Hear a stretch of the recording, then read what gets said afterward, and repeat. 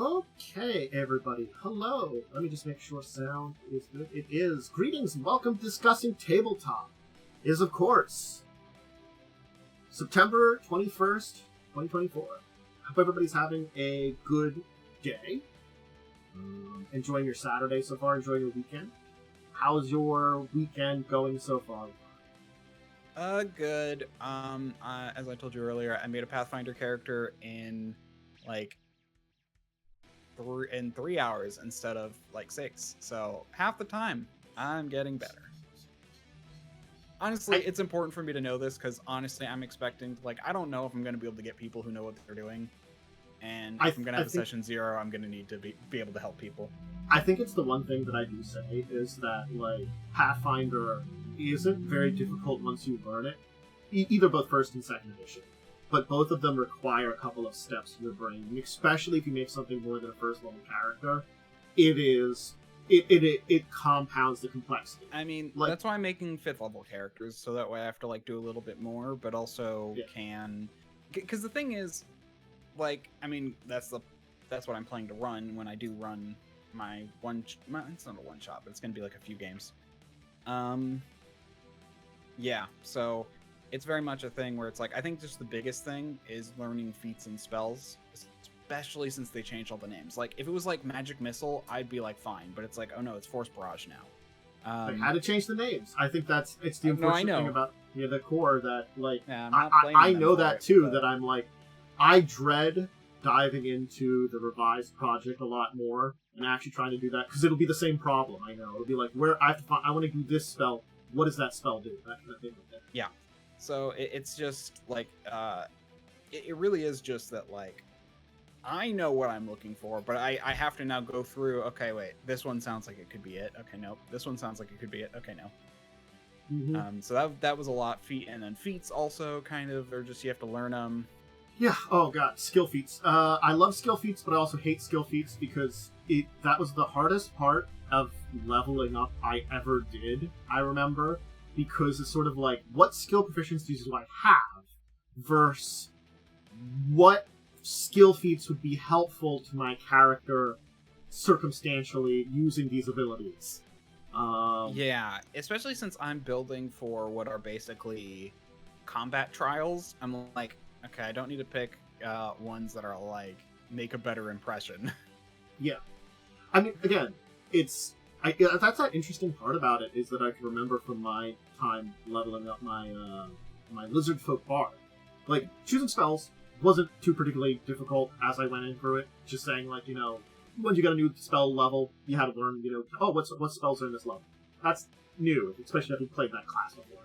Okay, takes a little bit, but once you're there, you got it. Class and the ancestry feats, those were fairly easy. There wasn't, like, such a huge selection, and I think it is. There really isn't a huge selection of skill feats particularly, but it's like, oh, there's like maybe like 3 or 4 for perform. Okay, I'm really good at perform. Maybe I should take a perform one. Is that what I should go for? It's because you have a lot of proficiencies. Yeah. It opens up to a lot of them. But then also there's the point where it's like, yeah, first off, you start with a lot of proficiencies. I feel like every class basically gets a good chunk, because you get one from your background and 2 minimum from your class, and then usually get at least 2 more, so you get like 5 out of like the 12 proficiencies. I don't know how many there are.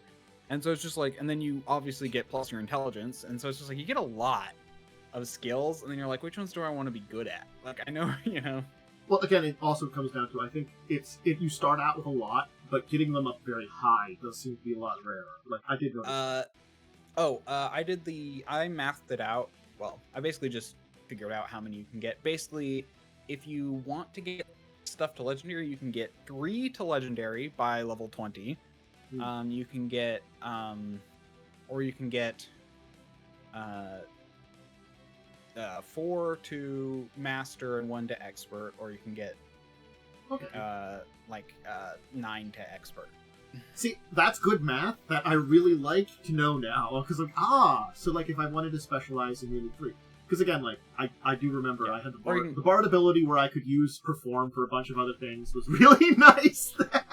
Yeah. I could But just if you focus, yeah, but the real thing, in my opinion, is like if you really want to focus on a few skills, you can get 3 to legendary.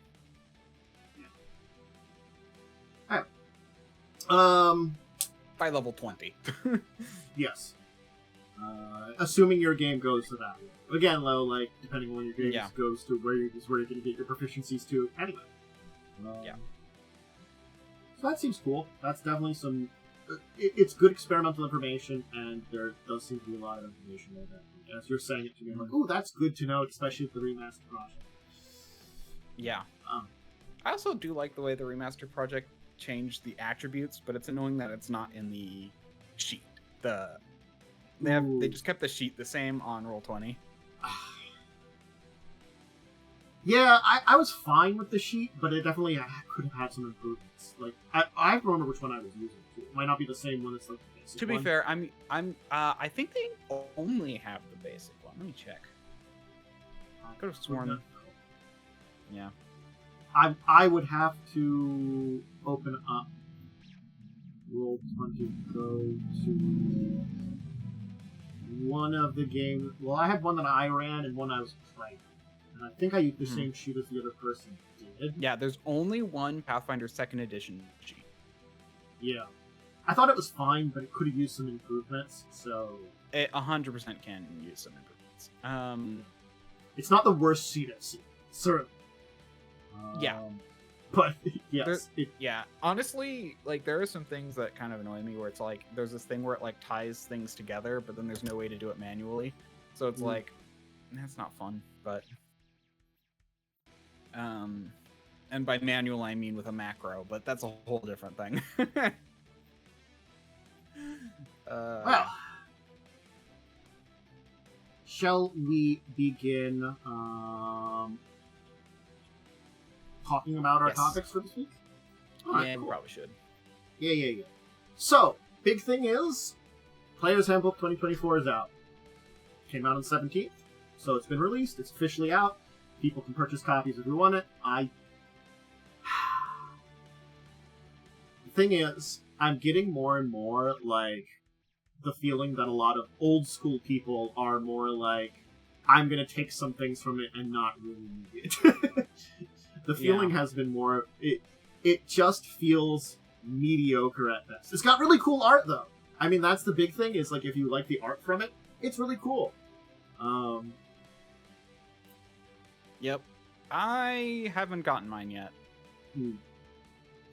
I did also, like, it's just there's some weird interactions and stuff with it that you hear more and more about them, and you're like, that's strange, that's funny, okay. Yeah. What was it I heard this week? Oh yeah, because of the way attacks of opportunity work now, if you're let's say you're a wizard with Warcaster, have your ally fighter run by you. You can attack of opportunity them. You can cast a spell that uses one action. I cast a buff on my ally fighter. I honestly, this is really the thing where it's just like, it needed more. I've said it time and time again. It just needed more freaking time to cook. It just didn't get the editing it needed. And that's a funny interaction that you can attack of opportunity your own ally, so you can use your reaction to using Warcaster to buff your ally rather than hit an enemy. It is a neat interaction. To be fair, I think it's cool, but it's clearly unintended. Yes, I think it is clearly unintended.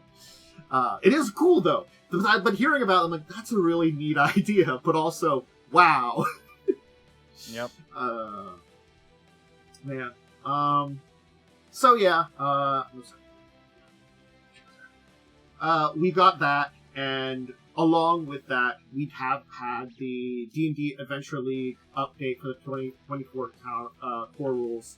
I'm going to link that, because I just don't think I need to link the 2024 book. I'm pretty sure we can find that if we are looking for it. Again, like, my thing is, if you don't have a book, and you're looking for one, I don't think it's necessarily a bad idea. I think that's the thing I can say about it. But just know that if you're playing with someone who's been playing for a while, they might not use the full rules. It's going to be a hit or miss with that one, you know? There's plenty of people that have ongoing campaigns that are probably not going to update to it, and plenty of people that, you know, like some of the changes and don't like some of the other changes. It's that weird mixed bag of stuff. Oh god, and another thing I heard about is Tavern Brawler with Monk. Oh gosh, what does that do?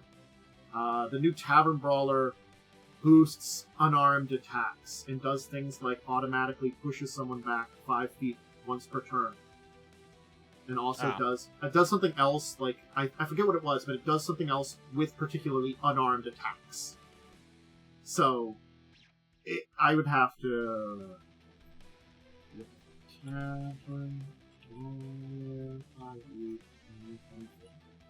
Hey, I can probably look it up.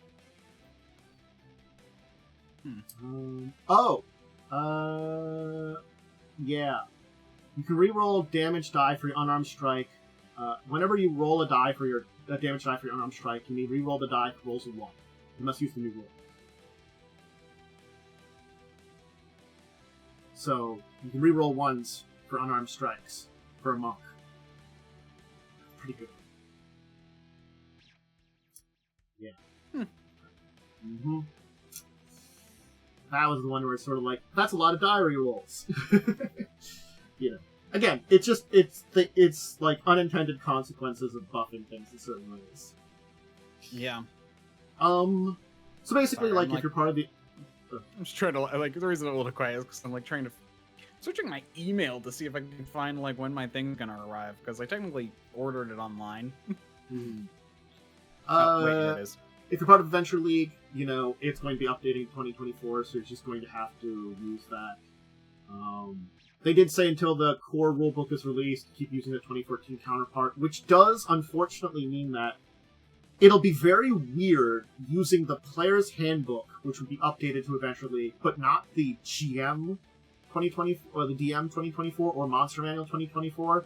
That's a very weird thing.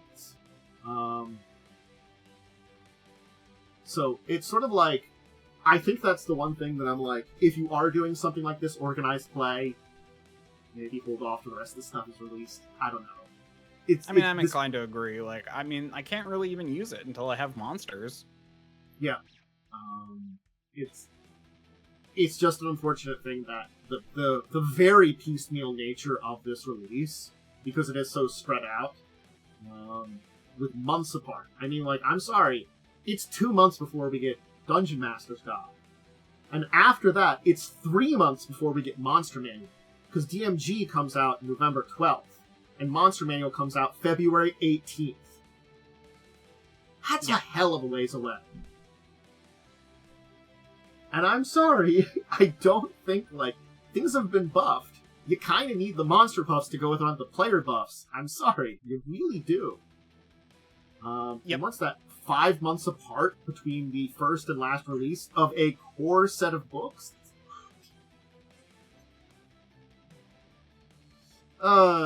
So yeah, and they got full rules. You can check out the update here, but just if you're doing Adventure League, I just wanted to say, keep in mind they're updated. Well, thanks, Mom and Dad. I just found out my package was delivered, like, a week ago. Let's see, Monday. Okay, so not a week ago. Still, no one told me because it was I didn't want to like bother figuring out how to change my shipping address. And after I'd already ordered it, so I just had to go to my parents' house. Okay, well, I'll have it next week. Had they told me it had arrived, I would have picked it up on Thursday when I visited them. It could have just been like it arrived, they forgot the package arrived. You know, I've been there where people forget things. But, yeah. No, that's why I'm like, I really should have it by now, and they would have told me if it arrived. When did it go? Okay, no, it's already there. So, okay, sorry. That was a lot of... My brain was just like, I need to figure that out. It was too... So yeah, I'll have it next week. I'll be able to show it off. So, we have The Bundle of the Dead! So that's a humble one. You mean a mummy? That's accurate.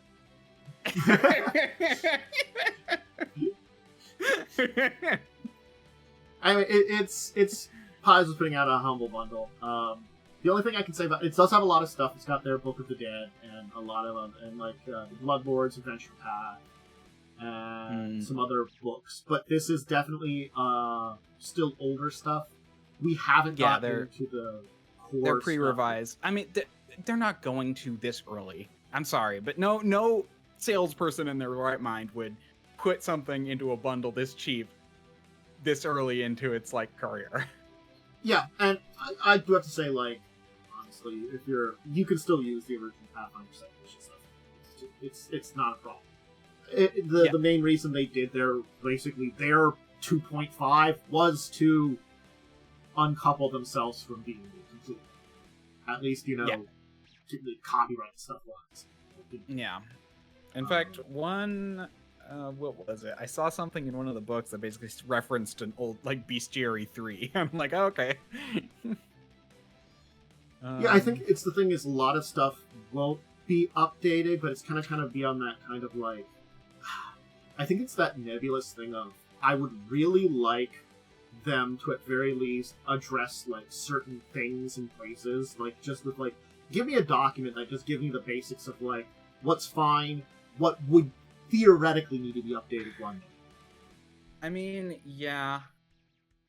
What's interesting, I would like that too, because like, I mean, they're very.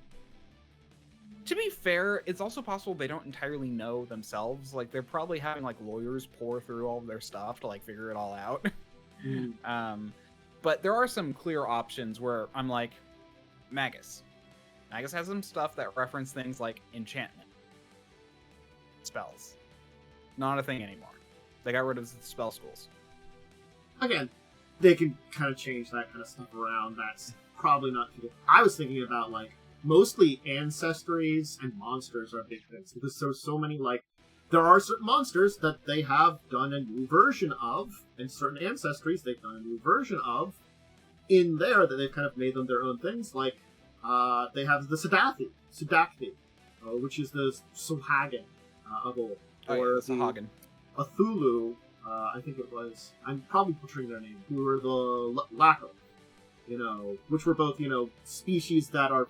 They're doing their own. They had already kind of done their own version of them, different from what D&D did. But then they kind of like, oh, we're changing their name again. We're changing their name, so now it really is its own thing. There has some similarities, but it's sort of like. Legally distinct fish person is a legally distinct fish person, Fish person's a fish person, As soon as you, like, separate enough out, it doesn't really matter. So I think that's what they've been trying to do and stuff, too.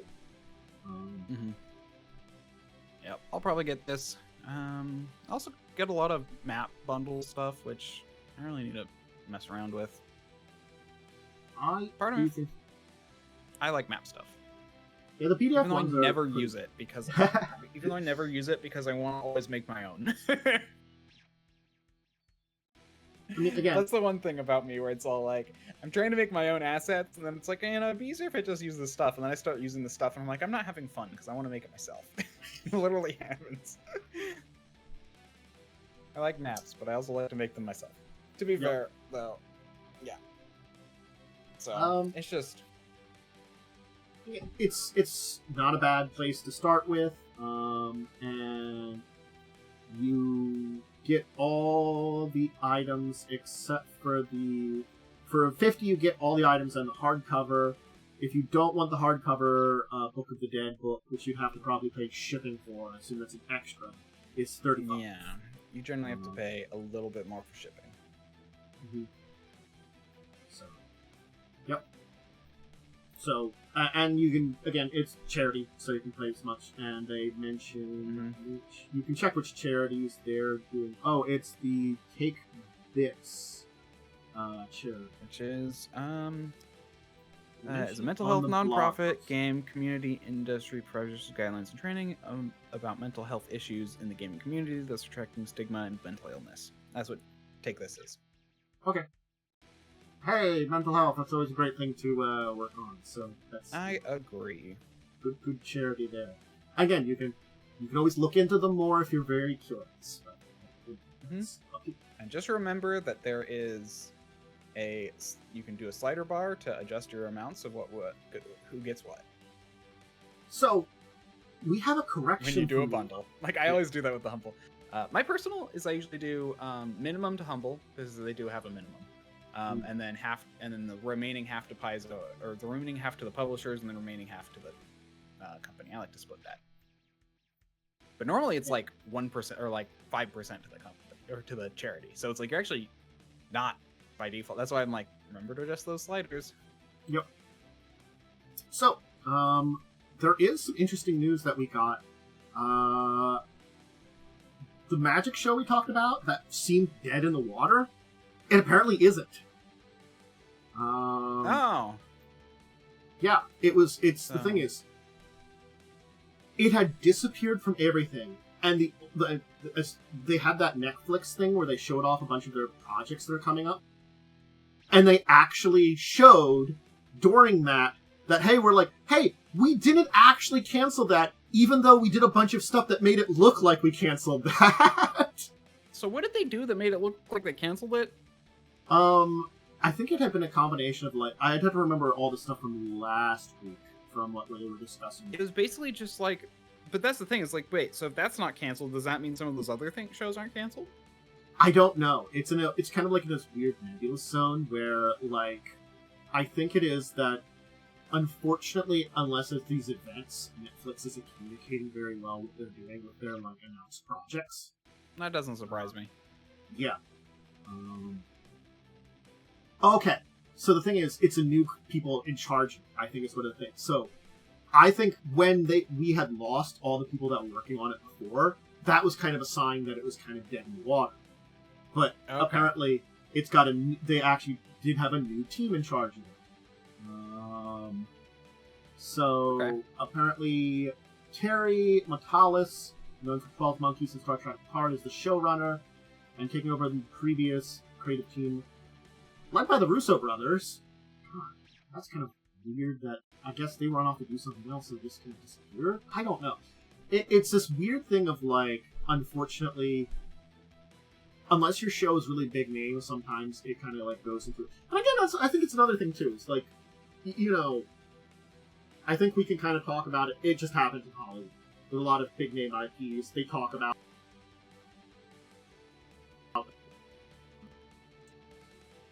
Mm-hmm.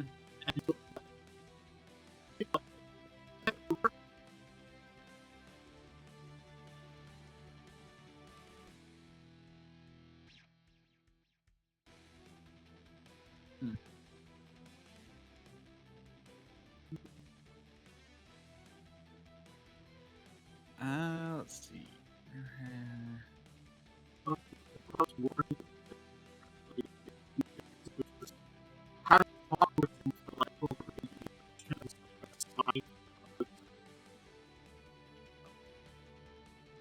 Okay.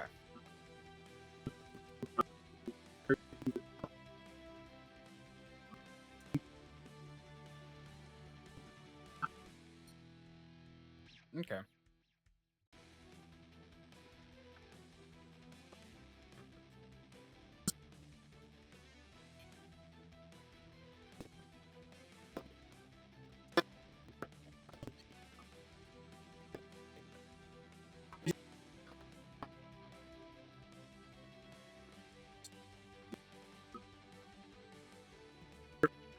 Yeah, I mean,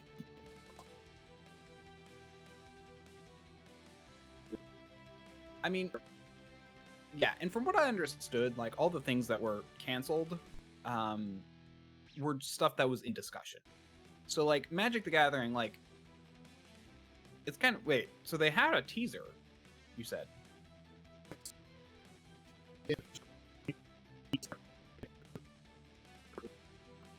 Got it. Okay, so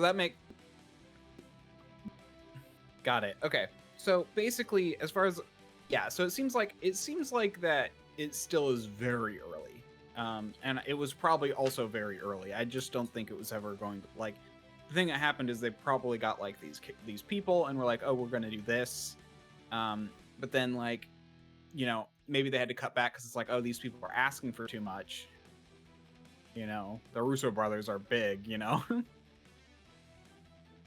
Yeah.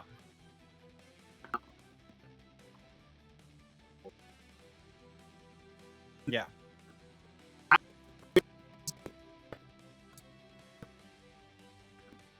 Yeah.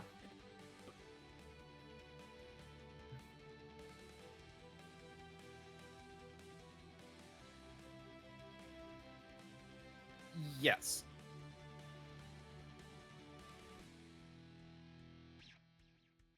Hmm. Yeah, so it seems like it's all very early anyway. So it was more like shot down before it got started, but now it's like, oh no, okay, it's still in the works. Because like obviously, like you get a concept like Angie and Chandra, it's like okay, it's like we Magic the Gathering Andrew. It's like it seems like all that's all there is. There's no plot synopsis. There's no. It's just some very basic, maybe like a few sentences are its concept right now.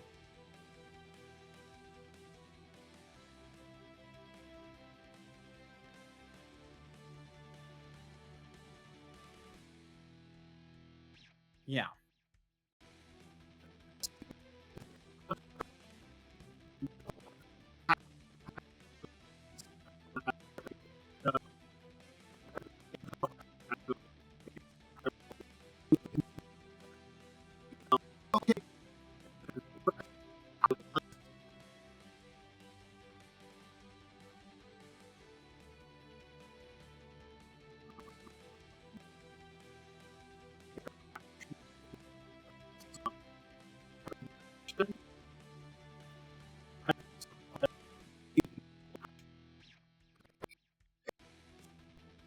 Yeah.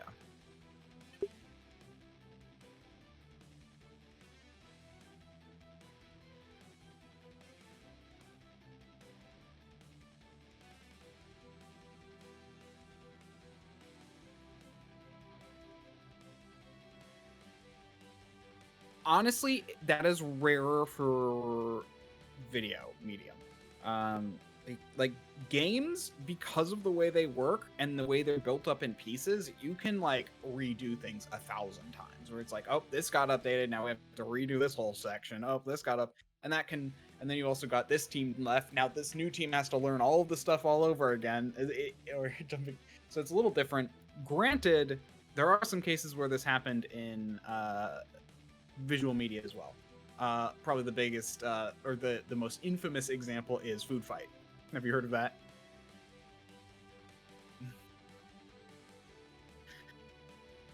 Yeah, basically it was this thing where like it got canceled. It got canceled a bajillion times, but basically when it really came down to it, it's like they spent all of their money on um but they also had to spend like all of their money on like product on acquiring product placement IP or no, like because they wanted to use these products, and it was just like, and the animation itself ended up being so terrible. It was very poor.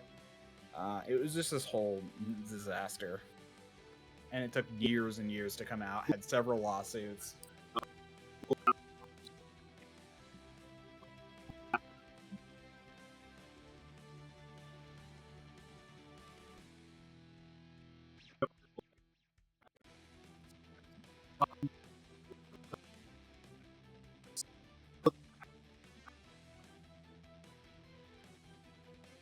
Yes.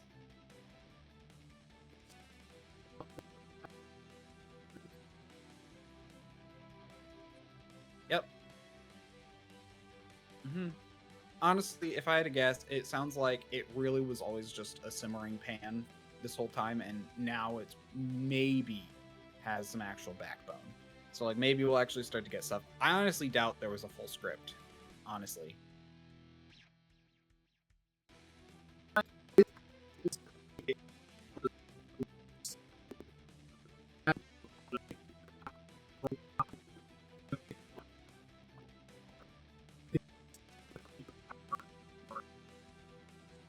Yeah. Not to mention Wizards had some issues. Such as there's the Hasbro CEO taking 10 million and firing 100 like a couple hundred employees. Anyway, we should move on.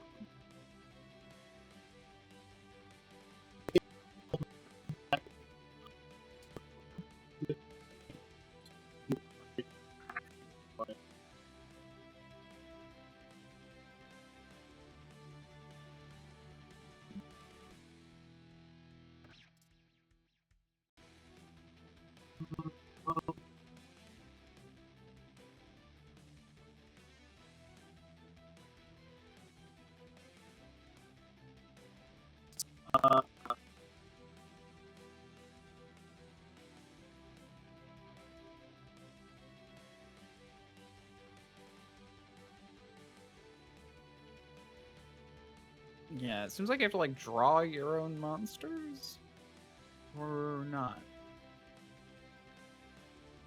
Like, are they actually? Because like they have this like pen thing, and it shows them. Are they just saying it's hold on? Oh no! Sorry, they are sorry. That's I misunderstood something. Okay. Yeah. So they yeah.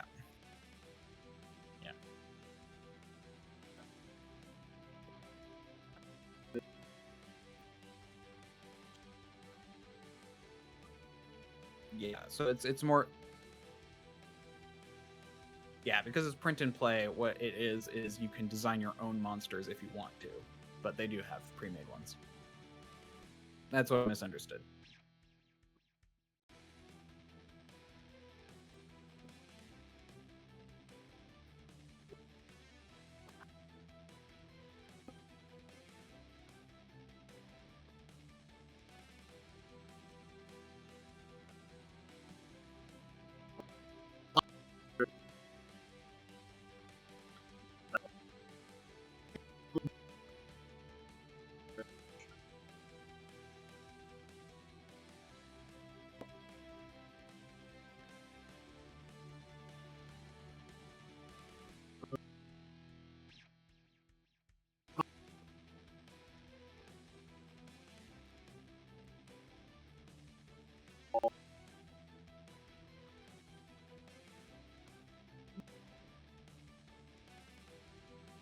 Okay.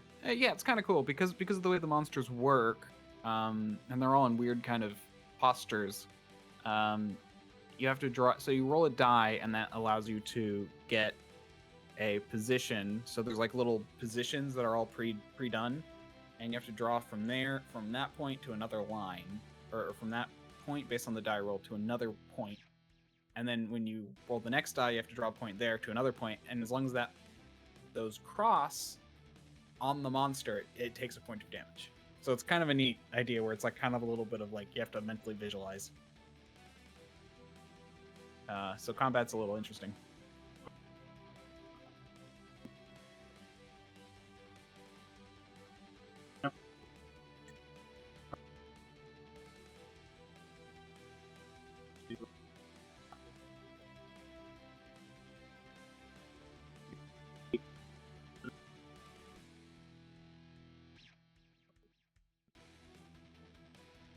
Yeah, I think they're yours.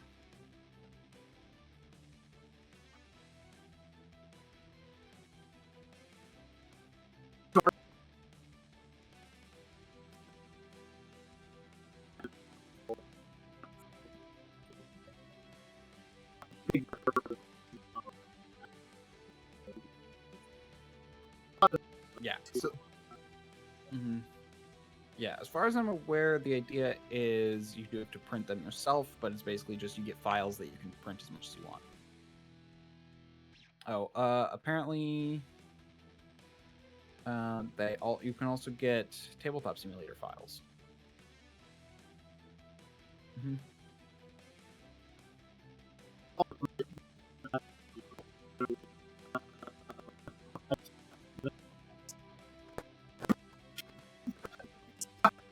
Yeah. Yeah.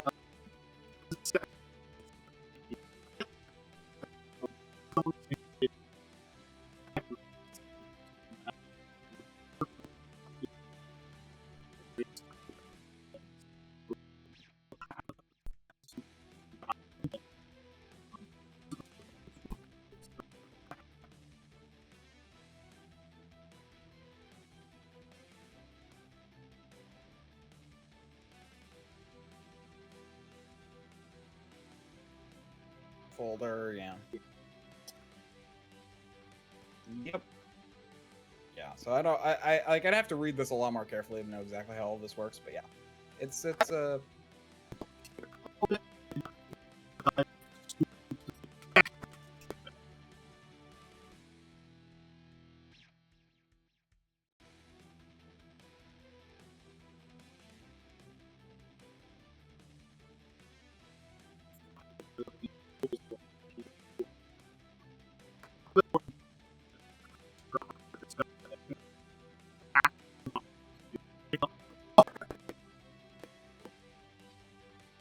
yeah.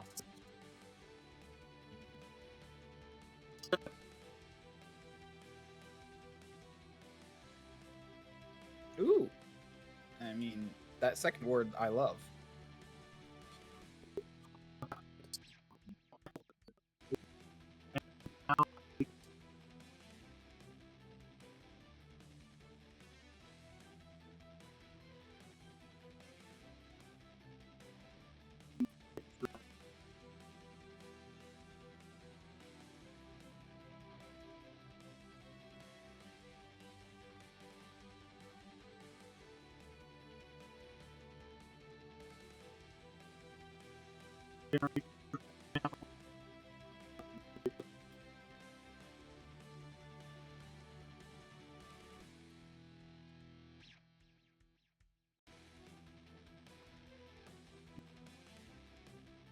Mm-hmm.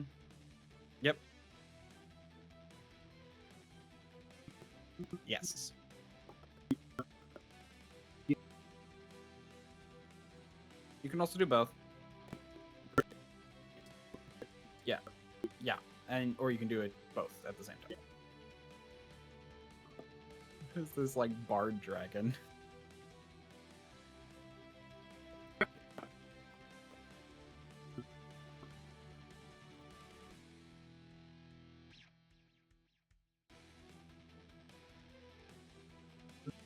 A lure dragon possesses the otherworldly beauty of nymphs. Is that no? Mischief still court. The ruin. Pixie. Okay, well the Alicorn dragon is clearly the one with the heart.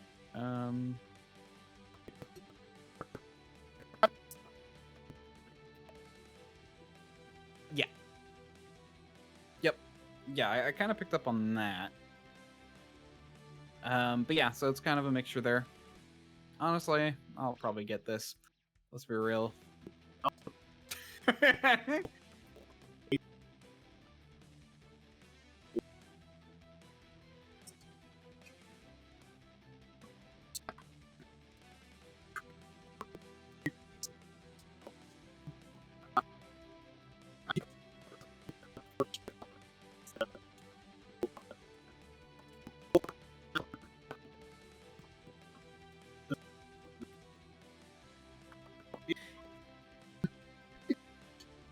I mean, I don't have trouble coming up with that, but I think about dragons far too much, so,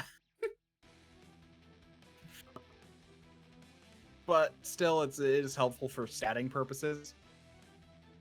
Statting... At least Pathfinder has decent statting rules, but even so, ideas are always helpful, especially when it comes to abilities.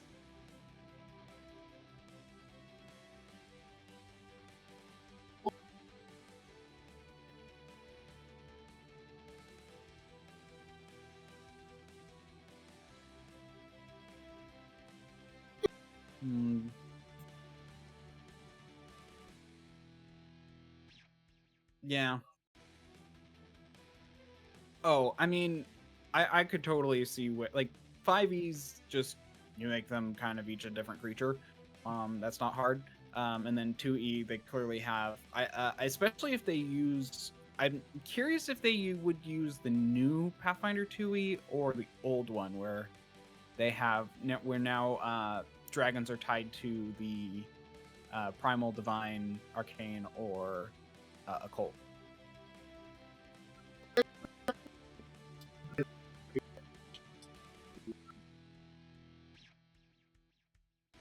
Occult or primal. Yeah.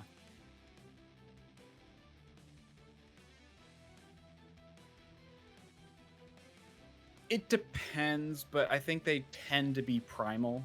I think they tend to be primal casters. I mean, I could go open up. I have the book open. I can just look, see what a fairy is, see what kind of magic they cast.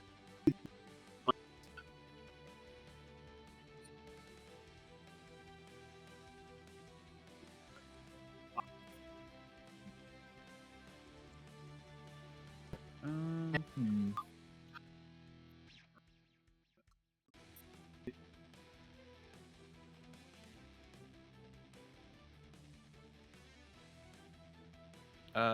Yes, there are archetypes and yeah. There's got the extra feats and stuff. Then you got the archetypes. I think they're called archetype. Yeah, the archetypes are like the subclass, or basically the versions of like subclasses or multi-classes are archetypes in Pathfinder. Then you've got just in 5e, the archetypes are just the bonus class or features. Yeah.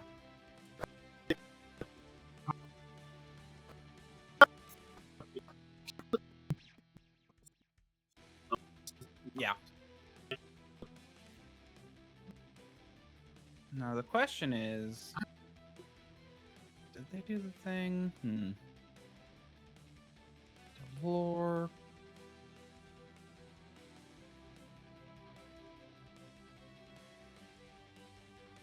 Yeah, I'm actually curious. Hold on. Can I find? The University Edition books are very different.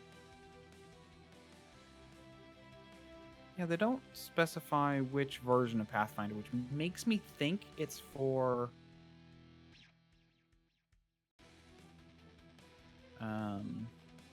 Yeah.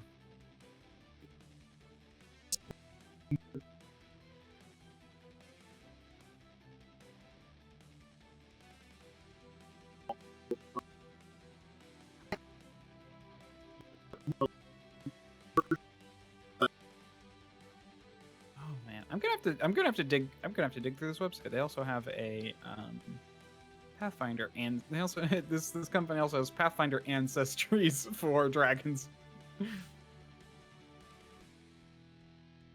Steel.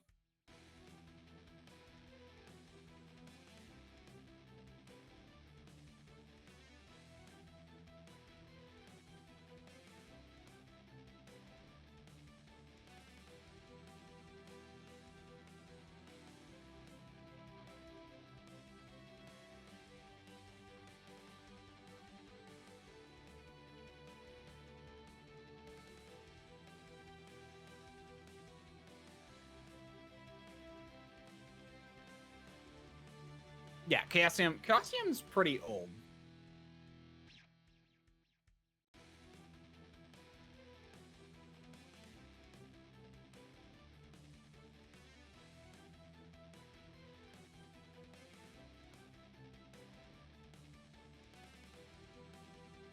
Okay, so it uses their.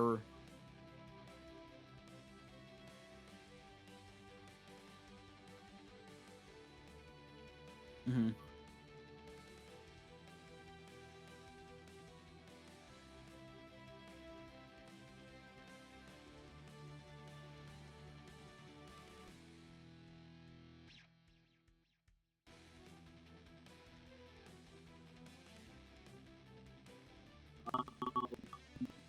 Okay, the return to the usual creatures of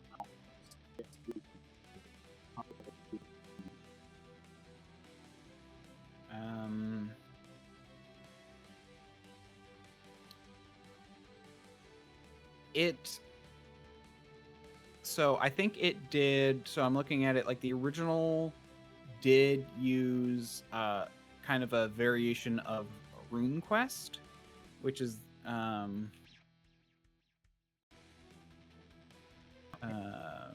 so probably an original one in 1978 was RuneQuest. When did this come out? 1984. Yeah. So yeah, they had a second edition of RuneQuest before they came out with this one. In fact, it doesn't surprise me now because apparently in 1984, Avalon Hill took over for RuneQuest before they got it back later. So maybe it was kind of a branch off where they kind of used some of the same stuff. Okay.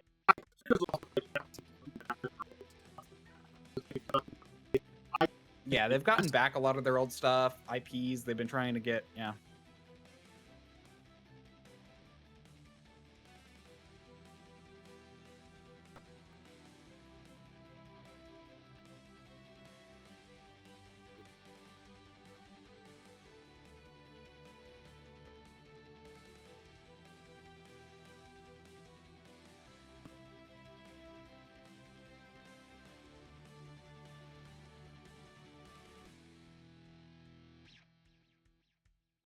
It might be. I'm trying to figure out what this... With the museum setting as the comic, the world... So it's a... Calcium... oh, no. Okay, so ElfQuest was actually a comic series. It was actually called ElfQuest.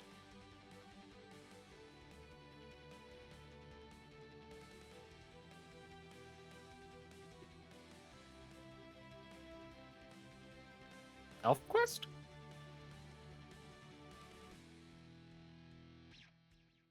Oh, it does say to present, yeah. Oh,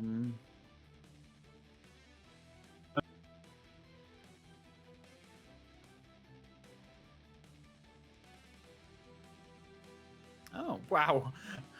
This went apparently both Marvel and DC had it for a little bit.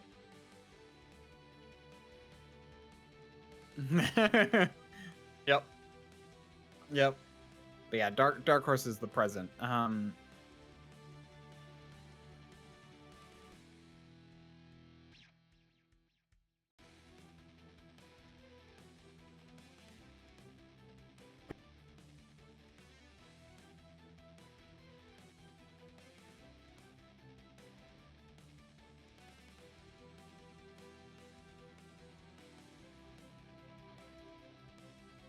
Yeah.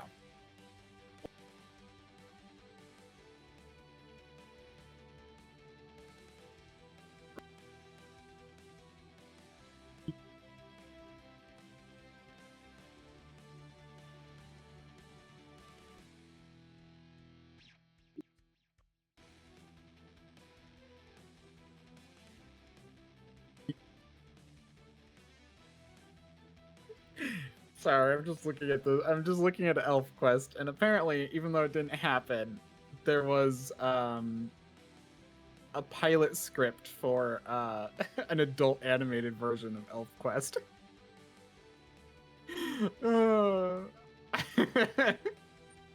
Yep. So I was just reading through them. Yes, that was this year. Yep. No, that was this year. Yep, you found it too. Yep. Okay, I'm not sure why. I didn't even know this existed. I've heard of this before. I didn't know a lot about it. I've heard about some of the classes that John's doing. I heard about it. I didn't realize it was part of the whole comic. Someone had mentioned something like this before. Also, yeah. Yeah, and that makes sense. Yeah, so it makes sense that they're actually redoing this now because if Dark Horse has it, Dark Horse is integrated decently with the RPG community, so it makes sense that they would do some kind of deal with this.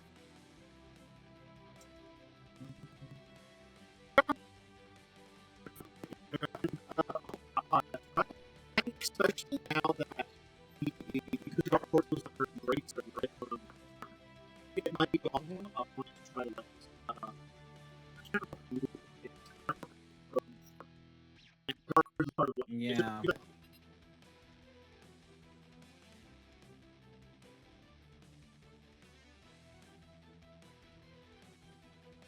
Yeah, let's see. Yeah, okay, it's currently... Okay, well, I don't know who its new group is because it's still currently listed as under Embracer Group and...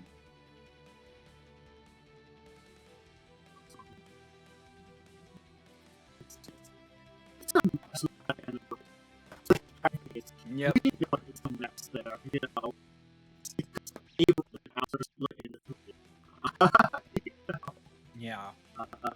Is one of them going to be called Embracer? Because maybe it's just sticking with that one. Okay.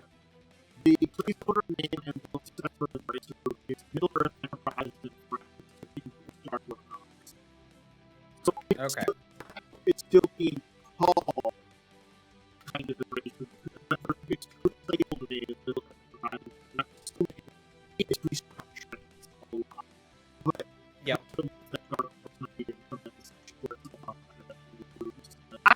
It's a weird sense. It's also because Chaos has a second that they're reinvesting.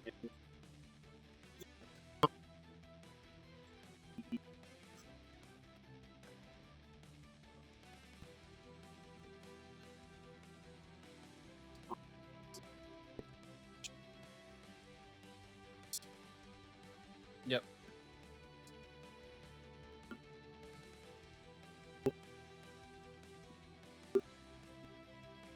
Yep. Yeah. No, and it makes sense, especially so. Dark Horse was apparently bought by Embracer in 2022, so not that long ago. And who on them before that? Can't find the.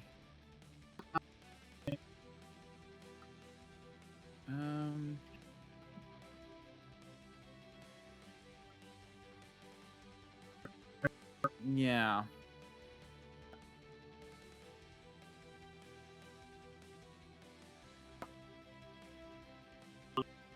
Yep.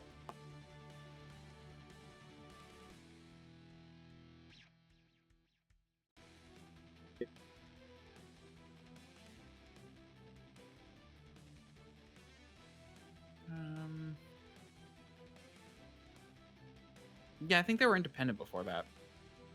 Because I can't find...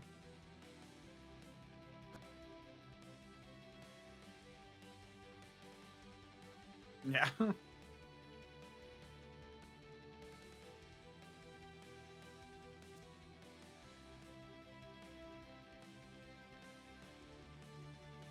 Yeah.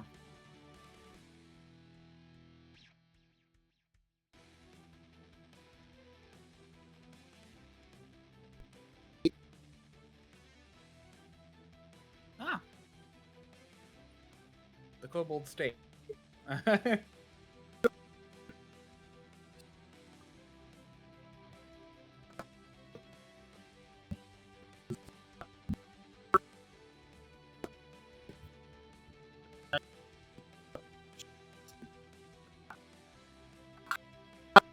Oh. Okay.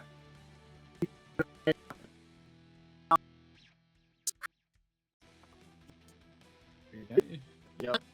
No, honestly, and this is the thing is I actually don't think any of that's gonna go through. I think there are ways to do it. As I said last time, there are ways to do it. I don't think it's gonna be done right if Chris Cox has anything to say about it.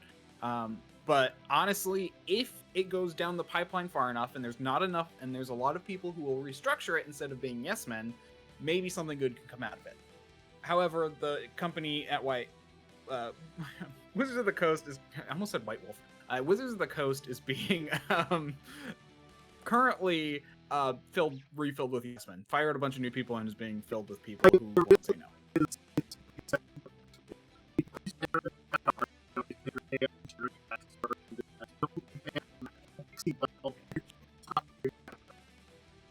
Yep.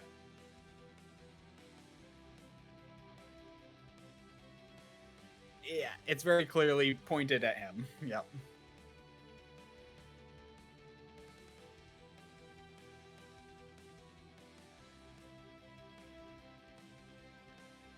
Oh, he actually said it's everywhere in the news right now. It's in Dungeons and Dragons. It's baked in just so it's like he actually said it's in Dungeons and Dragons. Like, uh,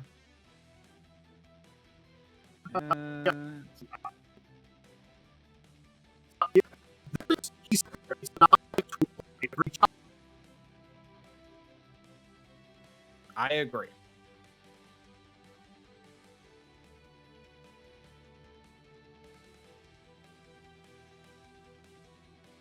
Mm-hmm. Yeah, and it's doing. Yeah. So here's the thing. Okay.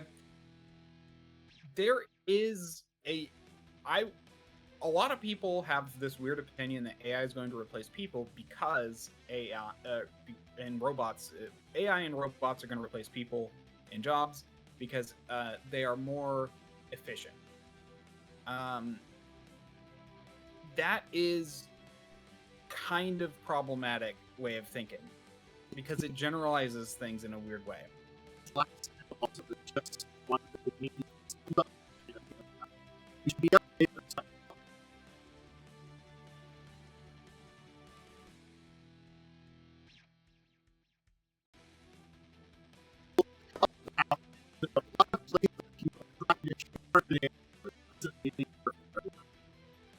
Yeah, and like here's the thing. I mean, because here's the thing about it. I mean, first off, I like the one where it's like it's being used to reject health insurance claims. I'm like, yeah, that one's easy. You just say deny, deny, deny. That's not an AI. That's called that's called an automatic reply.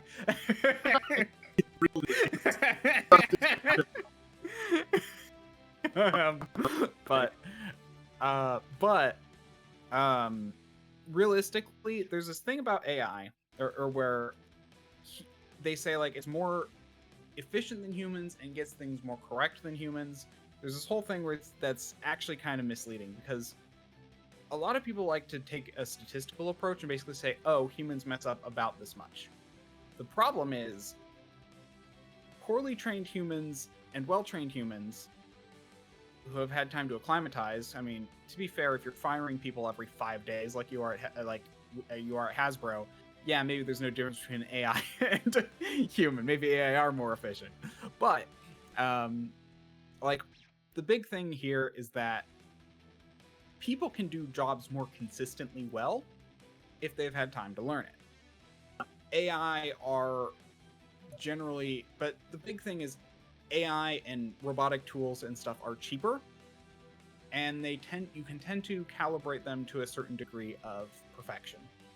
You can basically say I'm okay with 99% and success. I'm okay with 99% success. But when people are like looking at numbers, they tend to think, oh, well, we already have like a 99% success rate, and this thing's promising 99.9% success rate. Now let me install it, not calibrate it, and just call it a day. You know, it's like there's just this way where it's like people seem to think that this thing's like this, as he put it, miraculous, and it's just like there's so much more nuance to it, and just saying, oh yes, this is more efficient than people, which is very misleading because it depends on what the task, depends on how much training the person has, it depends on how much, there's so much variation there. So my whole thing is that I've heard a lot of people like go into like, oh, it's more efficient, or it can get more done with less time, or it can get things done more accurately.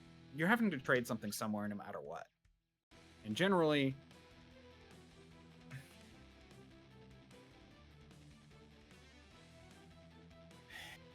okay, I should clarify something about accuracy. Accuracy is not the AI art or AI text. Those two are still very new, but there are a lot of other AI tools which are more accurate. Yes. That is where, and that's more what I'm saying is like when that's what I learned. That's why I'm sorry, I should have clarified. I did study data analytics in college, so that's where I'm like, yes, that kind of thing is where you actually run for AI. We did learn some AI in that, and you basically run tests until it reaches a certain degree of accuracy. Like for image, this was for image. We did this with image recognition. Recognition was what we did this for.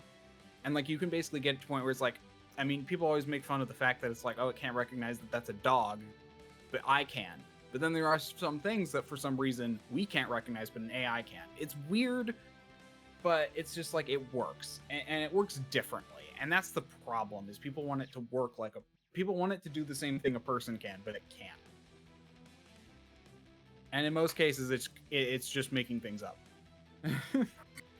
in yeah, and like and I love AI right now. I love where it's at. I don't think it's, but I also don't think it's should be used in corporate settings yet. It's like, especially things like ChatGPT and AI generation and AI art. AI art looks terrible. I like it, but it looks terrible. It's fast, it's easy to use, and it doesn't cost me any money. It doesn't cost my poor ass any money. But ultimately, like, I'd rather make something myself, especially since I have some art prowess. Anyway, sorry, I just went on a whole rant.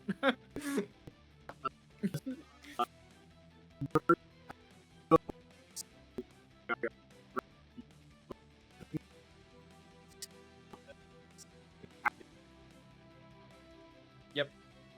Oh, like, I mean, I told you about, like, I went shopping on Amazon, and it's like for something, and it was like a dragon thing printed on it, and I'm like, this is AI. This looks terrible. Why would anyone buy this? But people are like commenting, oh, it looks so great. I love it. And I'm like, really? Anyway, it's weird. I don't get it.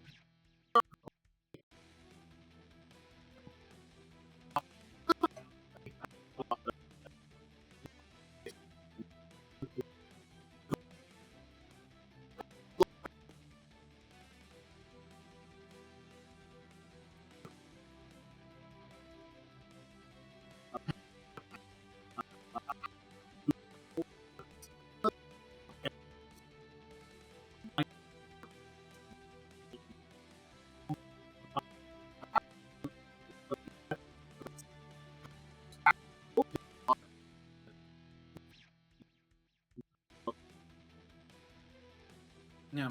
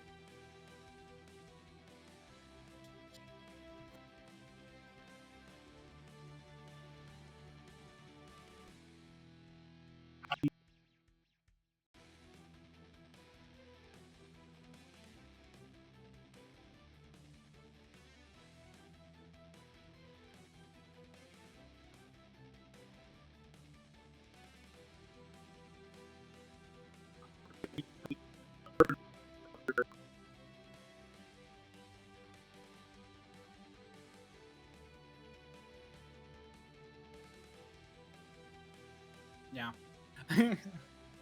It took a second just to send this link to a friend who really likes Ravenloft. So I'm like, oh, okay, well, I'm gonna make sure he knows.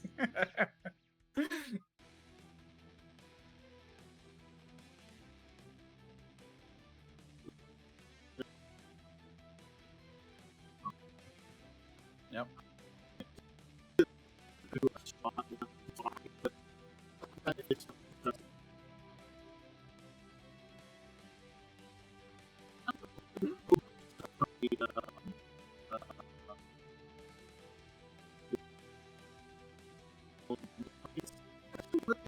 Mhm.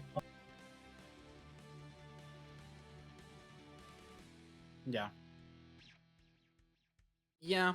I wish I liked, I don't know why. I just can't get myself into like the Ravenloft setting. I ran it. It was actually a lot of fun. But I don't know. There's just something where it's like, I'd kind of rather do something else. But I think I understand why people like it. It's pretty good, but part of me is just like, I'm not really excited. I'm excited that my friend, that I could, did it? My mic broke at some point. Yeah, I think it I don't know. I think it just happened because there were some hiccups I saw on your channel, like literally when we started talking about this. Okay. So hopefully it was recently. So hopefully it'll be recent. I'll have to go Yeah. back and look what it was. It shouldn't be too much of a problem. Hopefully not. Yeah. I have been seeing there have been weird hiccups on Discord with video linkage, but that's about it. Yeah. But seeing as how I haven't had any issues on my end, that might be a little bit of a computer processing thing, which might mean it caused some issue. Yay, issues. Thank you, Momo. I'll have to just see. I'll have to check it. But I'll be fine. Hopefully it's not too long. Hopefully it's about as long. So yeah, it was basically just the this one article. Okay. But yeah, Ravenloft Novel, that's what I was talking about, so maybe I'll chat about this and go see if I can listen to it myself for a second. Anyway, let me introduce this one then. Let's talk about... This is an interesting one because I talked about this on my YouTube channel, and I didn't know Atlas Games still had this. So, back in 94, one of the early CCG games was On the Edge. This is like one of the early games that was attempting to capture the area of Magic the Gathering.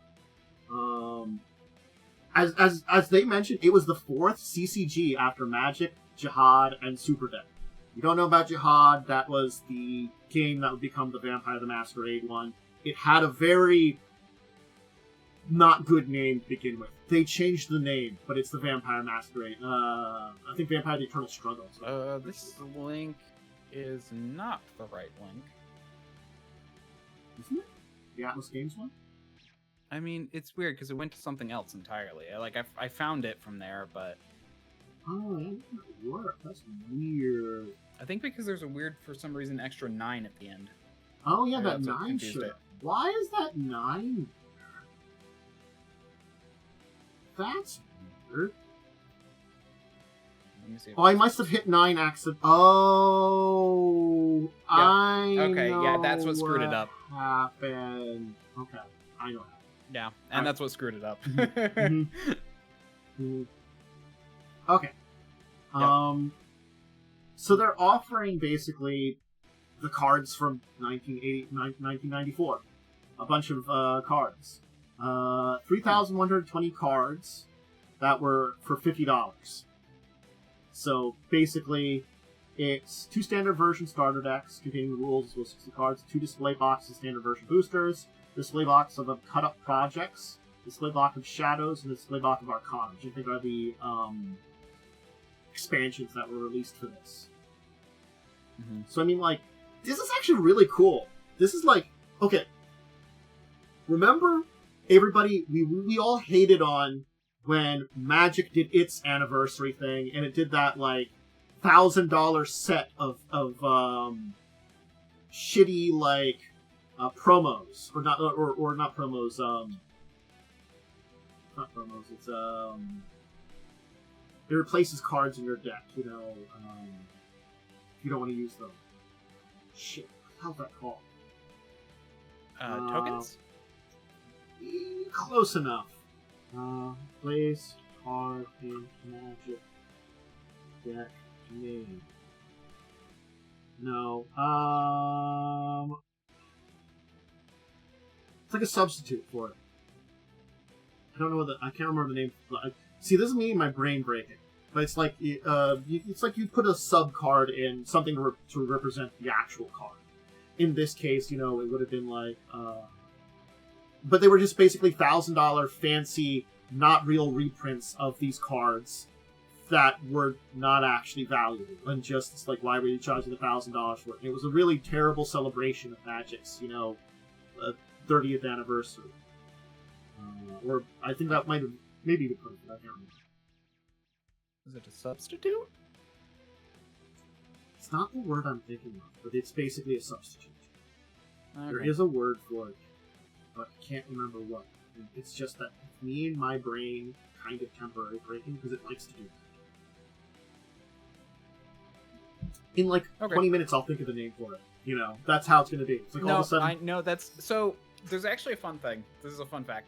It's called Presque Vu, I think, or is it Jean Nouveau? Anyway, it's related to deja vu in a weird way, but basically it's called tip of the tongue syndrome, and it's where your brain actually, and they found out like what causes it. It's where your brain actually filters out what it's trying to find. Your brain tries to filter through your memories to figure out what something you're trying to remember, and sometimes in doing that, it filters out the thing you're trying to remember. And that's what happens. That's why you need to stop thinking about it, and then you'll remember it later, because it stops trying to block it, and then it comes back. Anyway, so this was apparently done by Atlas Games during that time period. I didn't know Atlas is that old, but I guess it really is also back from the 90s.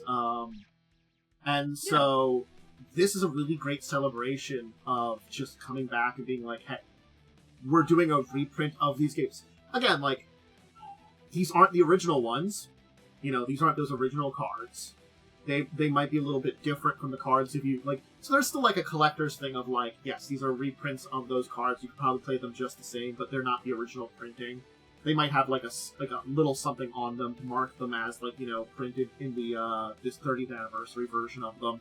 But it is otherwise than that. You can just play the game, and for $50 you can get like 3,000 cards to play this classic game.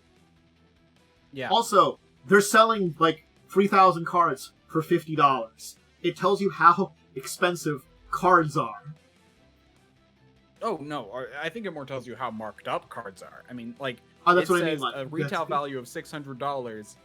They're able to sell it for $50. And it, like, I mean, they're literally just, like, this is what I don't understand, is that, like, how Magic and stuff makes so much money by basically selling paper. Well, again, I think for, like, a new Magic set, one of the big things is probably a lot of it is art money. I'm going to tell you that art and marketing probably big cost. And I think about this thing here is because these are reprints of cards that they already spent the money on the art and all the marketing back in the old day, they don't have to charge as much for these in the first place to just reprint them. All that art exists, you know. So, yes, but again, like, yeah, it's probably not the full story. But again, like, in '94, this would have been $600 that they would have charged for this. I mean, I'm going to be honest. The reason trading card games exist and the reason they can is really because it's basically like that. It is just because you can. They basically artificial value by owning the art, printing them in a specific way. You can charge more for them. I'm not saying that's like a bad thing. A lot of products are like that, but it's just kind of this funny thing where it's like, man, it's just, you know, like, yeah, this is just crazy. This is very interesting. I mean, there's also a lot of development of card types and stuff, so I get it. There's money, there's value there. It's just funny to me sometimes when I just think about it. Yeah. So, you know, it's fun to see, and again, like, I talked about, like, the history, and I did, like, a video many years ago now on, like, the history of this game and, like, how to, and some rules on how to play it and stuff. And it was one of those things that I've always thought about maybe revisiting, going in to talk about some of these old games. Like, I talked about, like, Super Deck and stuff like that.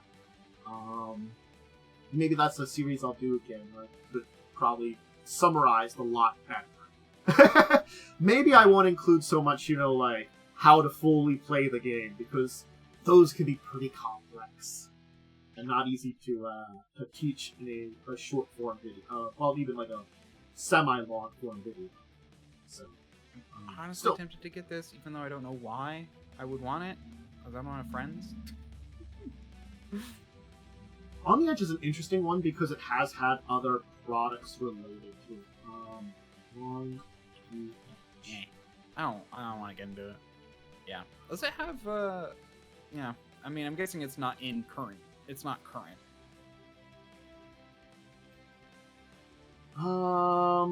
No. Oh, that's right. Because there's also a role-playing game called Over the Edge, which had a 3rd edition in 2019. And Over the Edge was the basis of the On the Edge collectible card game. So, it's actually based on a 92 RPG. That's right. That's why I thought this was cool. Learning that. Right. Okay. Yeah. Well, it's interesting. Yeah. If you're into this sort of thing, honestly, the deal ends October 10th, 2024. Yeah, definitely, like, revisiting a classic CCG, something that was around during the early times of Magic and just didn't compete with it the same way. Yep. So I don't have I'll link to the article that talks about it and the website too. So let's talk about Daggerheart a little bit. Good old Critical Role's RPG, because we have the pre-order up for it.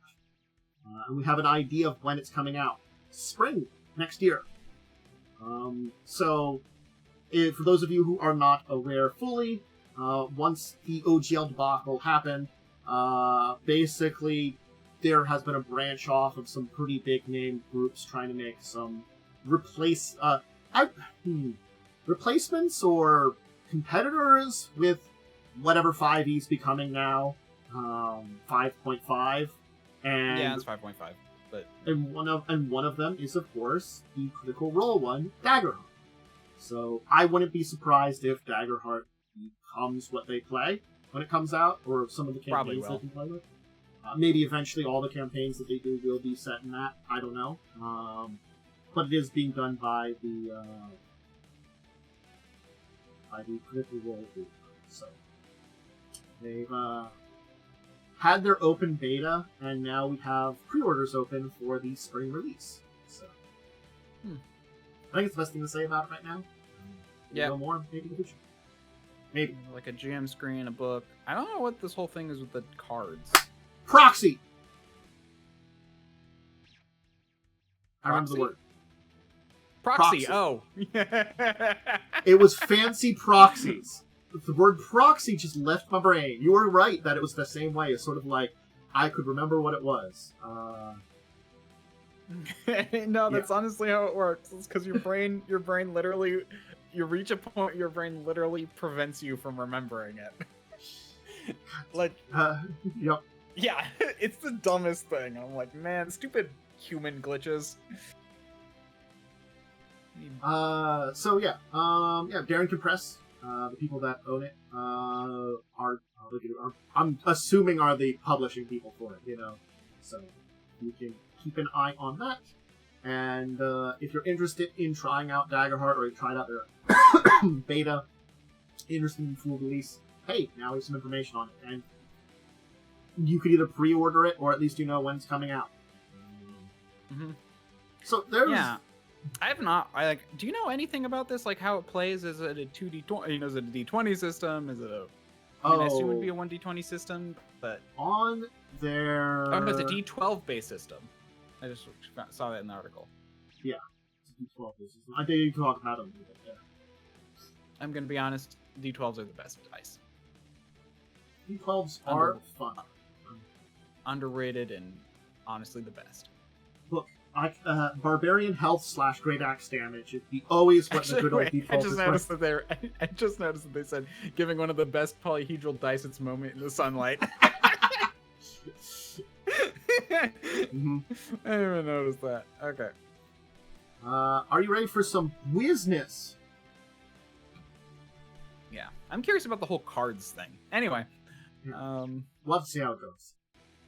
Here's a link to some business news. Basically, there was this minor tabletop business news that someone put together an article, and I thought to talk about them. Come On Games, which has been doing stuff for someone, seems to be actually basically selling some of their intellectual properties, which is really interesting. So I guess there's some problems going on at Come On, and they're trying to stabilize. So I don't know. Other news that was in this weird little news section. Hasbro's moving its headquarters from Rhode Island to Boston. Supposedly. And then also Topps here, who's the trading card people, are going to be doing trading cards. Oh yeah, I think I remember something about Hasbro. Weren't they downsizing their main offices? That might be why they're moving. Yeah, I don't. Well, they're. I don't know if whatever they're looking for is necessarily a downsize. I think we'll have to kind of see. But I think the article that talks about it that Boston is a much more tech-heavy area, so it might be more logical that they're going there for like better connections. AI. They're going there for better connection to AI. You're not wrong, unfortunately. As I kind of shake my head and be like, no, I agree. I'm very nervous for Hasbro. I'm so glad. I'm like, you know what? Their whole OGL debacle really was just the calm before. Well, no, it was the small wave just before the crash. I don't know. They're driving things in a direction which is not necessarily good, and yeah. How everything under it will survive, I don't know. It's sort of like, certainly speaking, D&D will survive. You can always play. Oh, 100%. Yeah, I could always pick up 4th edition. I could always pick up original 5th edition. Honestly speaking, I could still, to this day, even if like they don't print anything else D&D, I want to use some of the stuff they've done for the update 5.5. I could do it, you know? Yep. You can still play all those other games that they've passed. And here's the thing, there's going to be so many, like, there are still expansions coming out for 5th edition proper, not 5.5 5th edition proper. And you know? Like, people's custom stuff. Like, there's a lot there. That's why I'm Magic, like, you know what? I think it would take them a lot to really screw up Magic. I can see them doing it. But it would be it's very... Because they've done a lot of really bad things with Magic, and it still hasn't killed it yet. Because here's the thing, they're going to... D&D and Magic are going to be sold to new companies before they crash. Yeah.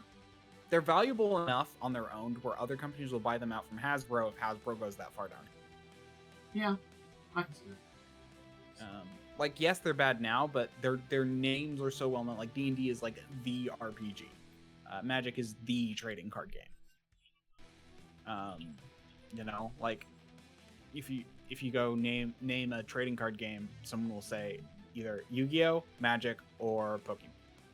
Yeah, those are the 3 big ones right now. There's a couple other smaller ones after that, like the top 10. There's plenty of smaller ones, yeah, but those are the big 3. One final news article, which is one that I don't see here because they don't talk about it on Wizard's site. Because of course they don't release anything on Wizard's site. Did you mention the Tops thing? The Tops thing was pretty simple. Oh yeah, I think I mentioned that. It's just that they're doing trading cards based on stuff from Disney, Marvel, Disney, Pixar. They've been doing Star Wars. Trading cards are like the cousin to collectible card games, so they're kind of in that wheelhouse. But it's kind of interesting that, you know, Tops is explored, because Tops is like traditionally like you think of sports cards and stuff like that. Yep. And that's the thing. It's like baseball cards is all I can think of. Yeah, it's interesting to see that they're going beyond, you know, because again, like there actually were Marvel cards back in the day. I actually have some right here when I cleaned up some stuff. Yeah. Honestly, like trading card games actually make sense to me. Trading cards do not. I think there's an X-Men trading card that's from back in the late 90s. Yeah, collectible card games make sense to me. Trading cards do not. I remember. This is from technically 92, but I picked up the entire set during the 90s when my parents would go to Star Trek conventions. And in the basically in the dealer's room, it was basically nerd free for all in Star Trek convention, not just Star Trek stuff. So I got things like weird trading cards, like I can buy the entire set of a Marvel trading cards thing or an X-Men trading card set. Yeah, I did a lot of that stuff. Thanks, 90s. So it's interesting to see those come back, I guess. Because apparently they're also going to be doing some digital ones too. Yeah. Like I was saying though, I don't understand trading card games or trading cards. I understand trading card games. I don't understand trading cards. Before trading card games, it was just trading cards. So it was I know, kind of neat. And I don't get them. Like there's a whole thing with the baseball cards. Like I just don't understand. Baseball cards, I have some, but I don't really understand as much. Like the Marvel ones. Given one once. Basically, the Marvel ones were a great way pre-internet to learn about Marvel stuff. You know what? Actually, that's a really good point. When those kind of cards were popular, like trading card games, like baseball cards and stuff, it was pre-internet, where it's all like, "Oh man, I just got this trading card. Oh man, this is what this person's stats at this point in their life." This was Forge from X-Men. People know his name. There was information about his backstory and history and stuff on the back, and it had been mentioned his first appearance for a book. If you want to look up that comic book, but this is information that now I know who this character is and know about them. When I maybe couldn't collect all the comics, and maybe I can't find that copy of that one. So that's why 90s were very early, not really getting into the internet yet. That was a really good way of getting in and learning all that stuff. And collecting was also fun. So, yeah. Anyway. Yeah, that's true. Collecting is fun.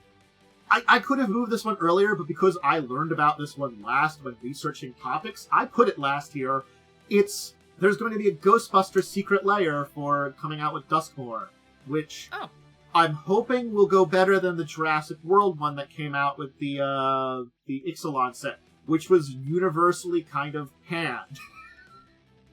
The Jurassic World just one, broken. No, people just didn't like it because it wasn't very good set, and it wasn't also very it's why is this why are we getting realistic dinosaurs with this? Anyway, these are just they're either just actual cards or named reprints, but yes, Duskmoor is very 80s horror, but I'm unsure if Ghostbusters was the correct way to go. I guess it's the more lighthearted one to go, rather than actual 80s horror things for Duskmoor. It is 80s, and it is kind of a spooky comedy. It's just yeah, I don't know. They're also going to be doing they look like weird little almost like magazine cover style. Yeah. Ones as well. Yeah.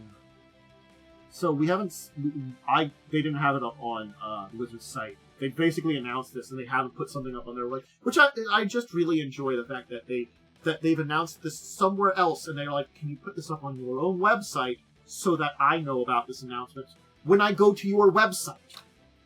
No? Yeah, who knows? Yeah, it's hard to see what the cards are very easily because I'm not going to really zoom into these. What their other cards are, because it's Prenarius Deed. Yeah, it's very. Oh wow, this is kind of. The picture isn't terrible. Why did they block this? Sorry, normally I was about to say, just right click and say open image, open in new tab then you can zoom in. But they blocked it, so they're not images. Why would you do this on a website? I don't know. Let me just see if I can look this up. Wait, layer. Oh, okay, it allows me to do it on the secret layer one.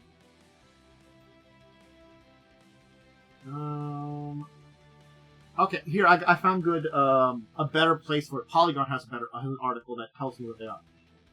The Mimeoplasm is Slimer, and that's Trick Blind, Windfall, Incarnation Technique are those are all the reprint ones with new names, and then Pernicious Deed is the only one that's an actual reprint. Okay, that's Slimer, and then they also have the real Ghostbusters secret layer. Oh, that's interesting. Which they're doing it with art from the cartoon series, The Real Ghostbusters. Which I think Lavery's Call is the only one that looks like it's actually valuable. Because I know that one is valuable. Oh no, okay, that's what's happening. That's weird. Okay, they are doing more of them. Okay, I see a secret layer Chucky. So, okay, there's 3 of them that are showing off here. Okay. And these arrive on the 30th. So it's Ghostbusters Slimer, the real Ghostbusters, and then they are doing a Chucky one too. Okay. Interestingly enough. Yeah, they're all facelift cards. New names, but like they have an old name under there too. So I mean, I'm fine with those. That's interestingly enough. That's fine. So I'm more sorry. I'm zoning out because I'm honestly just trying to figure out what the frick they did with this image thing and why it doesn't work. But anyway, sorry, that was me just skimming through HTML. You know what? We'll talk about it more in the future. Let's talk about it more. I assume it'll come up. Oh yeah, it'll come up later. It'll definitely be out on their site by next week. Should we talk about our deeper discussion topic this week then? Sure. Introducing characters. I thought about this. What'd you do if I just said no? I mean, I'd probably say like, too bad. That's fair. I'd probably like, too bad. Anyway, I thought a good topic because we did have it, and it didn't go too bad. But introducing characters was something that we had to do in the middle of Crimson Queen, and it happened sometimes because it happened this week in a game we were playing that Lightning had a new character that was being added. And certainly speaking narratively, you can add in a new character, but I guess introducing characters comes in two flavors. It's you introduce characters at the beginning of the game, or, and that's usually everybody's introduced together. That's a pretty simple one. I don't think there's a lot of stuff I can say about that one. We kind of haven't already talked about. I mean, there definitely is a discussion to be had there unless we've had it before, because, I mean, in that sense, there's always the how do your characters know each other aspect. Yeah. You either have to kind of, like, introduce them, yeah, and then during if you just introduce them, yeah, so it's a whole thing. There is more of a thing, yes. Yeah, so that's more how do you introduce. How do you start off a group is probably a better way of doing it. I think we have talked about that one. So, as much as that is something that I kind of still wanted to mention, because though we've talked about it, it's good to kind of mention it again that you do have that kind of introduction of characters together, and you have to keep it in mind that when a character is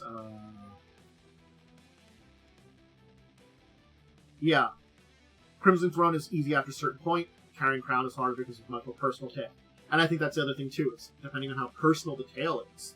Like, Crimson Throne is very much so the story of a group of people that starts out very personal, but as you kind of involve with it, it becomes much of a bigger kind of thing that becomes more, saving their hometown. And once you reach that point in time, it does become easier to include people in. Because more people might be wanting to include it, like, oh, hey, I mean, like, certainly right now, I could probably introduce a character from Book 6, and it wouldn't be terrible, because it's sort of like you're going into a revolution, you're working with a bunch of people, and it's like, oh, this guy could help you out, It makes it for a good endpoint. But even then, when you have endpoints for how the characters are introductions, I think the introduction of the character comes down to not only what the GM presents, the person in charge presents, but also how that player presents themselves to a degree. Like, yeah, it was one of those things that I was very happy that we got River to join us for the time period they joined us for, but it also was one of those things is, unfortunately, Ronnie never was able to jump into the group the same way, and I think that, unfortunately, comes down to the adventure we were in. It was very hard to add a character into it for a specific dungeon crawl. Especially when you're like part of adventure going into a dungeon crawl. Yeah, I mean the thing too is, as far as I'm aware, is River just also didn't like plan to take a very interactive role in the story. He actually basically told us that at one point. Where he's like, yeah, no, I'm fine just sitting back when you guys are doing the roleplay stuff. He said something like that. So it's I think it was because River wasn't planning to be there past the dungeon. So, yeah. It was an unfortunate thing of, too, not being there past the dungeon means you weren't able to connect up as much to the entire storyline, and I think they were playing it in a very okay way. It's just I will kind of step away, and Ronnie will be there, but Ronnie won't be as in-depth because Ronnie's not going to be here. It's not my character's story, it's your character's story, which I felt like Ronnie could have been involved more. I agree.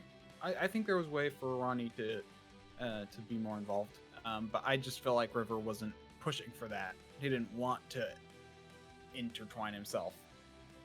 Or he didn't want her to intertwine herself, is better putting it. But yeah. Yeah.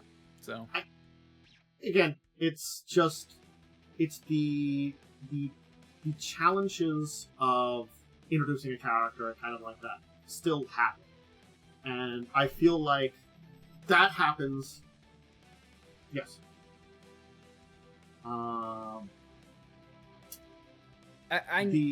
Wait, what?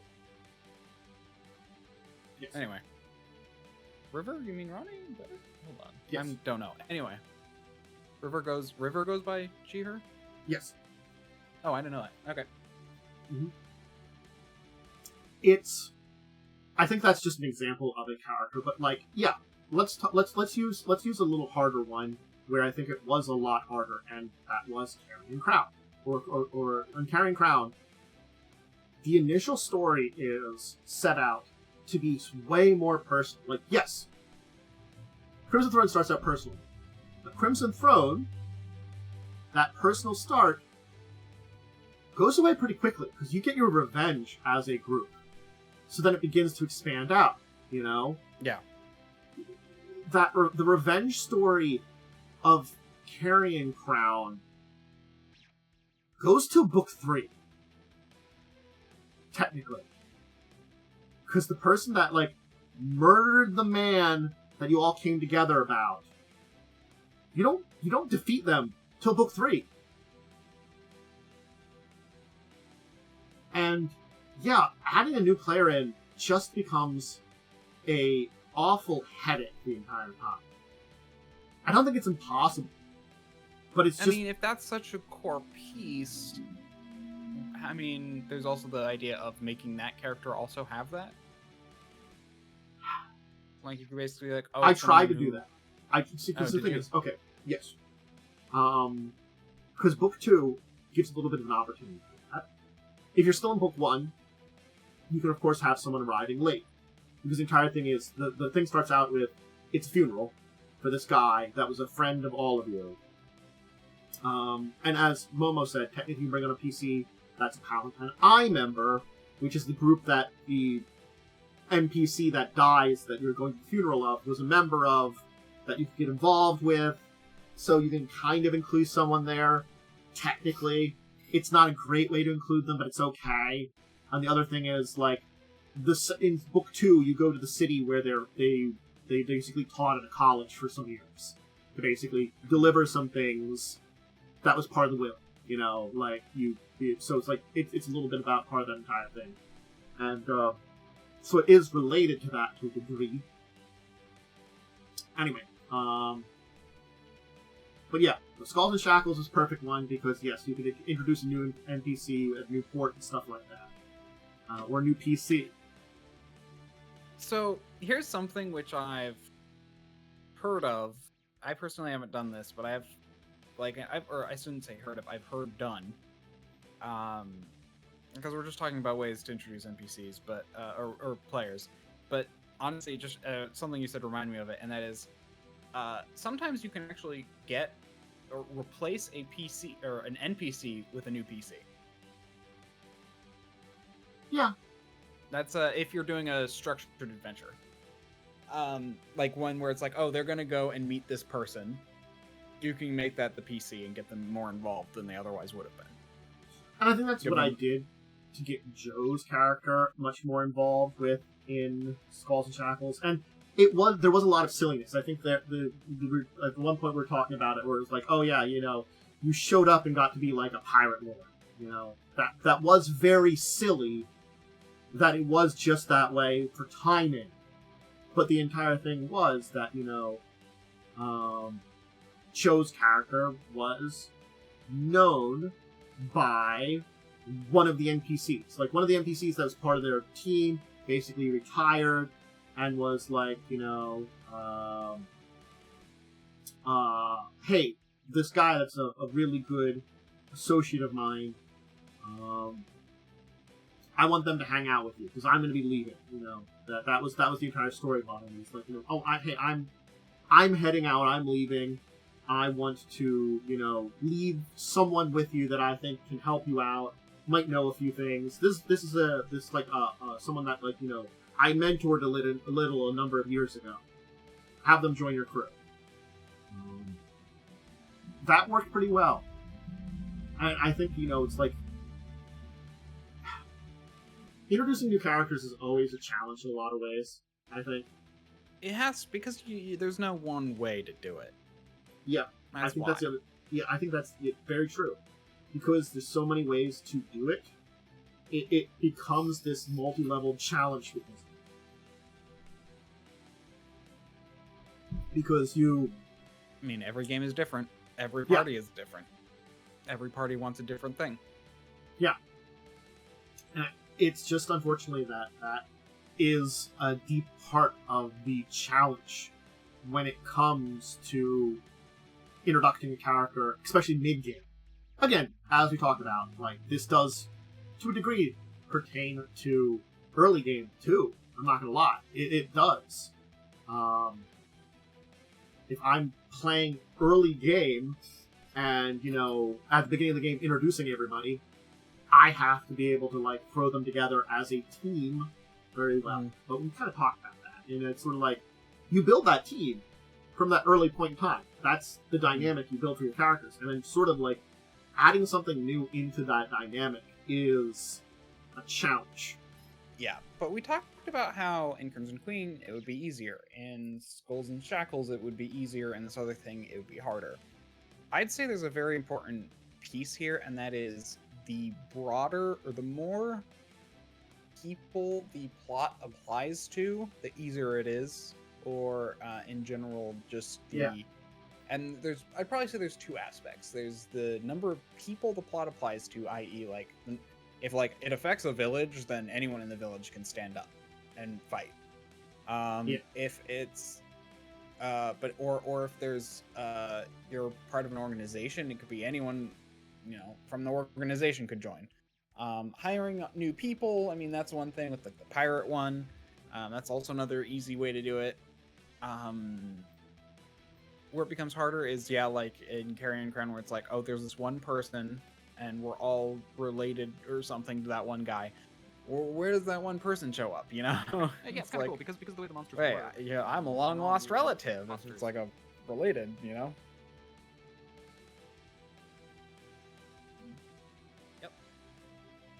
Wow.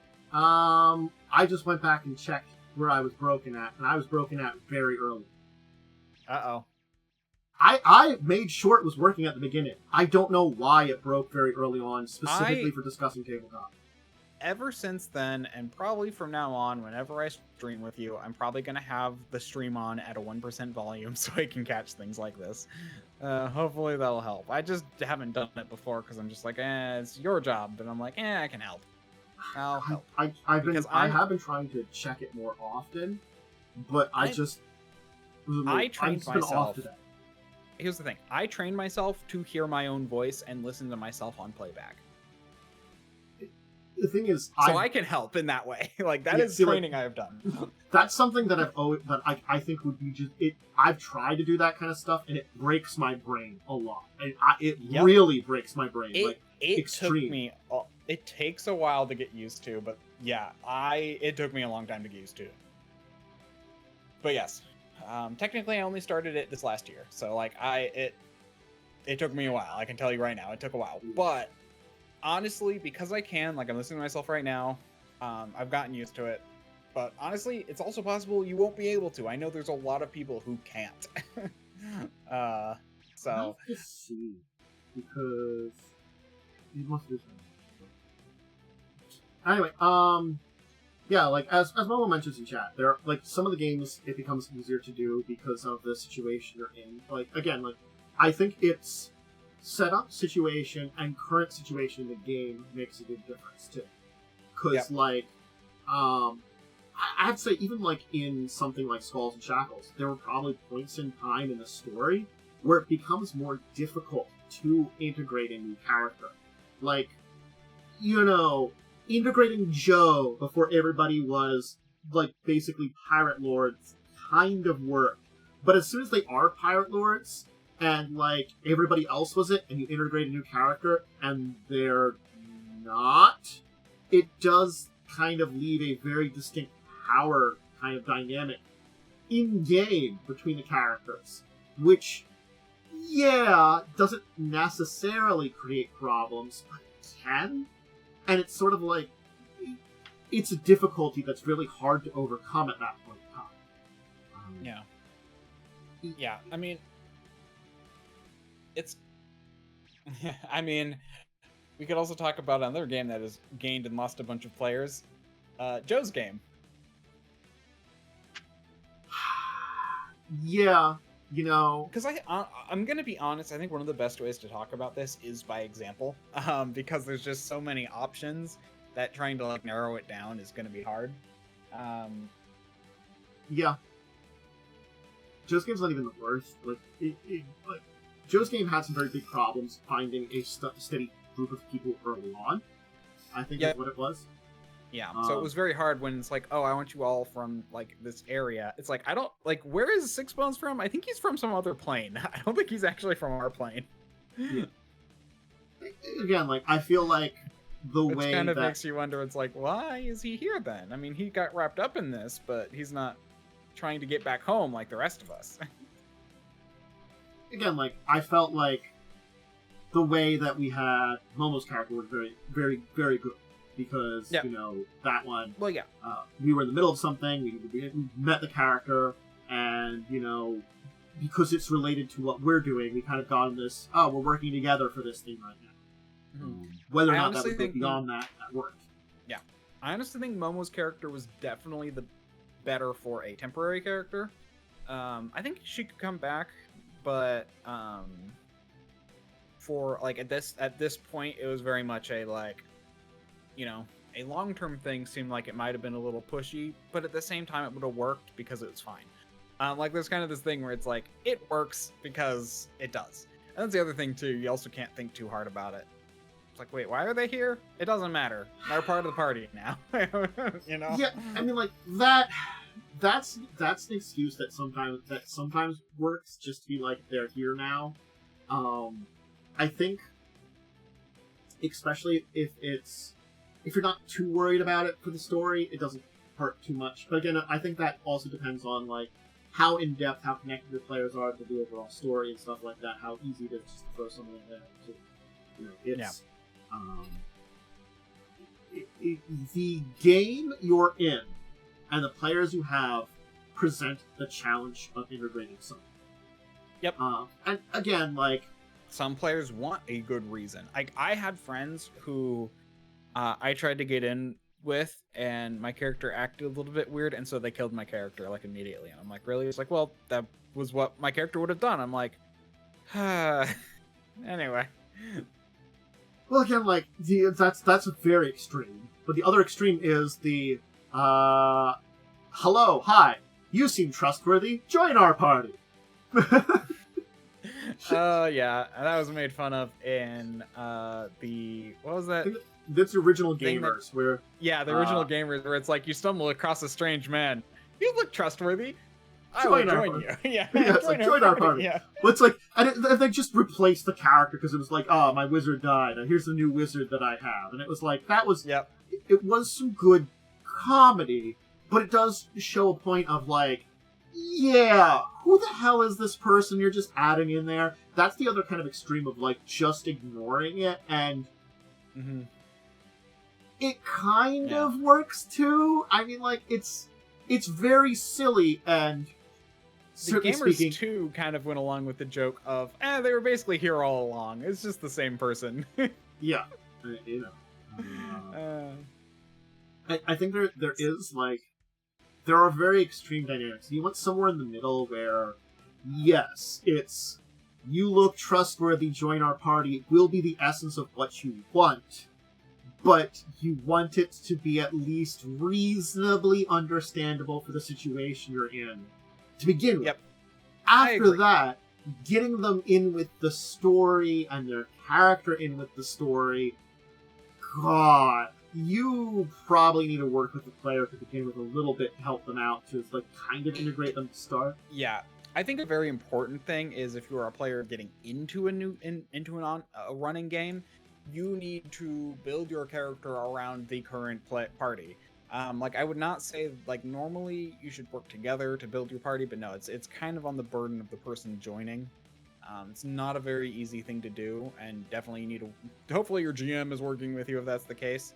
Yeah, because it's very much more important to, like, oh, okay, and I'm not talking about in the sense of, like, you need, they need a cleric, not that kind of party dynamic. I'm talking about, like, you know, all of these characters have had a mysterious disappearance of a family member in their past. You know, it's like, that's the kind of thing I'm talking about, where it's like, you definitely need to have those kind of... Having been playing with them for a while, you have the sense of what their party is, what their goals are, and the kind of characters they are. And then you can basically go to the new person or new player and be like, hey, here's the setup and stuff like that. Yeah, here's basically the goals your character has to align with, because that's really what it is. The party has developed goals, and you need to align with those goals. Yeah, otherwise, it will cause problems. And Momo gives a good point. Adventure guilds or wealth patrons are a great way to, like, especially, like, you know, include, and also in, like, new arcs. Like, we had Lightning, whose character had kind of completed their story arc in Momo's game on Tuesdays, replaced their character because their old character had completed a major story arc, and it really, they probably could have pushed it to stay around, but it didn't make sense because it was like something happened in the game that was very heavily related to their character, you know. So they did a new character, and we are at a new point in the story. It was a perfect point to add them in. It was sort of like, hey, you know, we had done this job for this one group, and someone else is now hiring us on. This is a person I know that could help you out with this mission. We're like, okay, you know, and so that gets them in on the group. We're on a new like level of our quest. Like, this is related to some stuff we had before, but it's sort of like it is a new adventure that we're going on. You know, and I think because we resolved the major points in the previous thing, it made it easier. And I think that's where something where a Carrion Crown falters, because you don't you resolve a lot of stuff in the first book. You don't resolve everything though. There's a lot of major plot points you do not resolve for multiple books. That's what makes it more difficult to add someone in directly without, like, jumping through major hoops, which you can, but it's creating these extra hoops where, like, if, like, something like Skulls and Shackles, or, certainly speaking, Crimson Throne, those adventure paths end most of their major, like, plot points in between those books. You know, yes, there's some ongoing story, and certainly now you're hitting into that ongoing story, but that ongoing story then has introduced stuff to make it easier. Like, the idea of a rebellion being introduced in, like, book 4 means it makes it easier for integrating those players when we are going into this major multi-arc story. Where, like, those first couple of books, like, introducing, like, Zardes was pretty easy, because it's like, oh, hey, there's a plague, and we can use this, like, extra cleric to help us out. You know? Yeah, that was a really easy addition, because it was basically like, you're on a plague, you're at a church, have a cleric. Yeah. You know. Honestly, I feel like Zardes doesn't fit nearly as much, like, now, where it's all like, I mean, I guess she fits with Momo's character. I think it's just, honestly, we have, like, this weird divide now, where it's like, me and Joe's character have a certain personality, and then I think Ivona it's just also been like, again, like, I think it's just like,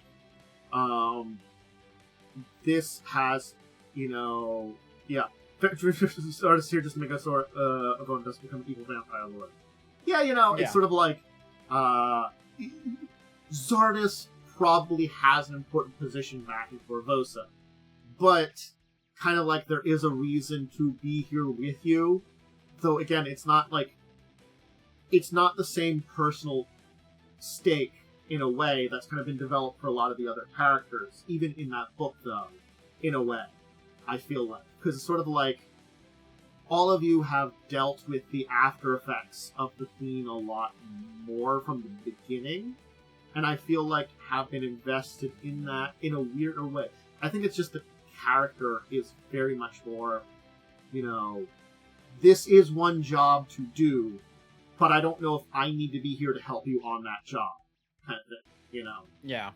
Because I could be helping out with my church. I could be helping out with the rebellion back in Korvosa, Yeah. I might not necessarily be needed to fight the undead here, or something like that. So. Yeah, I mean, it helps a little bit because she is, a cleric of Sarenrae, which is helpful against undead. It does tie her hands a little bit about working with them, but oh well. Nukes them from orbit. I mean, yes, there is definitely like a hands tie when it comes to. But also, just knowing that it's like, oh yes, these people would have just turned their backs and stabbed us in the back anyway. Is like, okay, whatever. But it's the thing that I think, like, unfortunately, because the nature of the place and the beings that are there, most of them, strangely enough, the neutral evil dragon was the most trustworthy thing you met. Yeah, and it wasn't undead, so it makes sense. I mean, just like, no, even the hag kind of like was a degree untrustworthy, but basically it's sort of like you proved much more of an annoying threat to her, so she just doesn't want to fuck with it, Also, we were agreeable, and we'll be like, we'll at least two of us were like, we'll trade with you. We're okay with it. Yeah. But again, like, yeah, the undead, unfortunately, they're just... It's very rare for undead to have control over their faculties and not be corrupted by any energy. Not impossible, yeah, but certainly one that's in here. It is a very important point that, like, probably the only undead that aren't, like, dominated by something else are basically vampires and probably liches in Pathfinder. Pathfinder, like, if you are undead, you have a lot of evil, The entire thing is that negative energy is corrupting, is the entire idea. Like, and it's withstanding that is very difficult, and certainly I think it's the entire thing. It's like an idea that's kind of like hard to kind of unexplain, because sort of like the place that they're in should tell you that no one has been not corrupted by it, because being in Scarwall for a long period of time, they're not only have that negative energy in them, they're constantly exposed to it. So it's kind of like it is the ultimate corrupting place, and it would require like a shining, perfect super soul to somehow retain itself and its goodness here. And not impossible, but it would be a very difficult challenge. So, I mean, even what's his face, the paladin guy was corrupted. Oh yeah, he unfortunately the great hero that defeated the dragon and claimed this place. But I kind of feel like he was a little corrupted to begin with, just on that path, because he really put like everything here to the knife to a degree. They were kind of horrible here, but he did really like some of the decisions, like the fire haunt, those cooks that were like the cinder ghouls. Yeah, he threw those cooks in their own ovens to kill them, which, he should have just killed them. They were very evil and cooked people alive for their dragon master. I mean, that's the thing, is like, sometimes there is that type of retribution of, you get what you may, you get the treatment you deserved. I think there's reason to believe or reason to say that is an appropriate response, especially to something like that, or at least in a world like this. I think it's one of the reasons I do like how they switched it from Paladin to Champion in 2nd edition, because it opens up to, like, more nuance in those characters like that you don't see as much as, like, the possibility of... There's a fine line that the lawful good Paladin walks, almost. And his walk along that fine line, unfortunately, meant that it didn't take as much as some other characters. Like, say, like a Cleric, who would probably have a lot more of things, like, in their defense is already set up, to walk it. The reasons Paladins fall a lot more than Clerics, Yep. Clerics only need to be within 1 step of their chosen alignment. Paladins need to be on it. Yeah. So, like... yeah.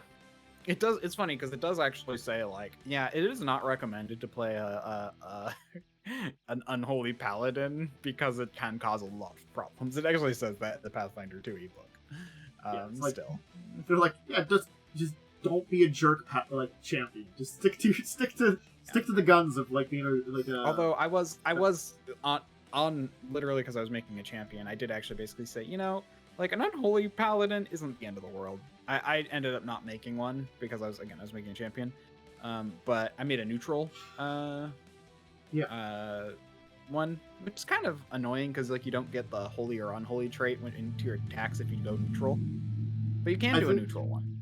I think Momo says it right, that there's a lot of APs and adventures where having a paladin or anti-paladin wouldn't work, because they are the very extremes, and they are the if we're still using alignments kind of ideas, the most extremes of those. Like, Paladin is the lawful good. It is the most pure of good, the most on the rules of good, the most snotty, Honestly, a Paladin would not work in the Crimson Queen. Yeah. Because the Crimson Queen is a chaotic good adventure. Yeah. It's about going against the law to do good. Yeah. It's one where a chaotic good character can recognize your city's not the best place, the government's not the best place, but you're trying to make the best out of it, and, going against those laws to make people better is probably, like, the kind of... I mean, this is in a lot of those, Yeah. It's a... And then I think, like, the same could be said for, like, the anti-paladin, which is technically, like, the chaotic evil. Yeah, that's true. After book 3, you could probably bring in a paladin, you're right. Because then the queen is known to be evil, or actively working to slay an evil creature. And ideally, one of the options is to redeem the queen, which would probably be what the paladin would go for. To restore the city. Well, again, like, it's sort of like, get rid of the evil soul in you, then take you to, like, prison or something, maybe don't, maybe because you're under an influence, it depends on the god, too. Someone probably would say, like, give a chance. But then, like, it's the difficulty of chaotic evil isn't impossible to play in the game. It's just really, really hard, and I really wouldn't suggest it. Because it's sort of like, I think I compare it to playing a Malkavian in Vampire the Masquerade. You can play a Malkavian correctly. It's just so oftentimes, it is not. Okay, so here's the thing about the alignment chart. I actually don't think it's that hard. I don't think it works well in parties, but I still don't think it's that hard to incorporate.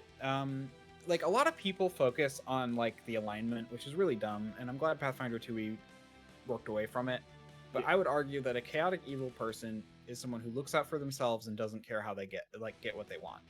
Now, the reason this is a prop, but in theory, their goals for what they want can align with the party's, meaning they can work with the party just fine. That's how I view chaotic evil, is basically, it's not this... A lot of people put the evil as, like, destruction, or chaotic evil as I want to destroy things regardless of things. I view it more as just extreme self-centeredness and no regard for anyone else. See, that's the thing, is I agree with you. But the thing is, a lot of people don't necessarily... It's the same... Again, that's why I compared it to playing a Malkavian, because if you look at it the correct... Like, maybe not the correct way, but the way that's the best for playing with other players, you can play it It's just so many other so many people just default to that, like, Yeah. you know. It you know. is hard though, because like, you know, if you're playing a chaotic evil character correctly, and this is where it can fall apart even in the best scenarios, is a party member falls, a chaotic player will not give them a potion to get them back up unless they feel like it's in their best interest. You know, it's like, and that's where the issue can come in. That's why I actually do think lawful evil, neutral evil, and chaotic neutral are better to play in that sense. Yeah. But because at least like a lawful evil person will stick to a deal, even neutral evil will sometimes go out of their way to help someone because just because like it's like, oh, you know, it just wasn't. You were helpful. A lot, you've been helpful like, so far. I think you know? I think it's the neutral evil would be like, I guess you're my friend. I can help you out. The chaotic evil would be like, you'll be fine. You know, even if like I feel like the chaotic evil could be like, even if a friend might not help them. You know. Where I feel like that, like, neutral evil is more like, oh, like, I like you, you're my friend, I'll help you out, you know, that kind of thing. Yeah. But, you know, even a chaotic evil person, in my opinion, go, I consider you a friend, you're valuable to me, therefore I'm gonna save you. Yeah, I just think it takes, like, for chaotic evil, it's like a few, like, an extra step or two, you know? Yeah. And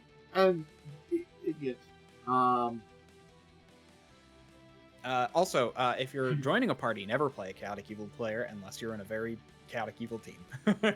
Yes.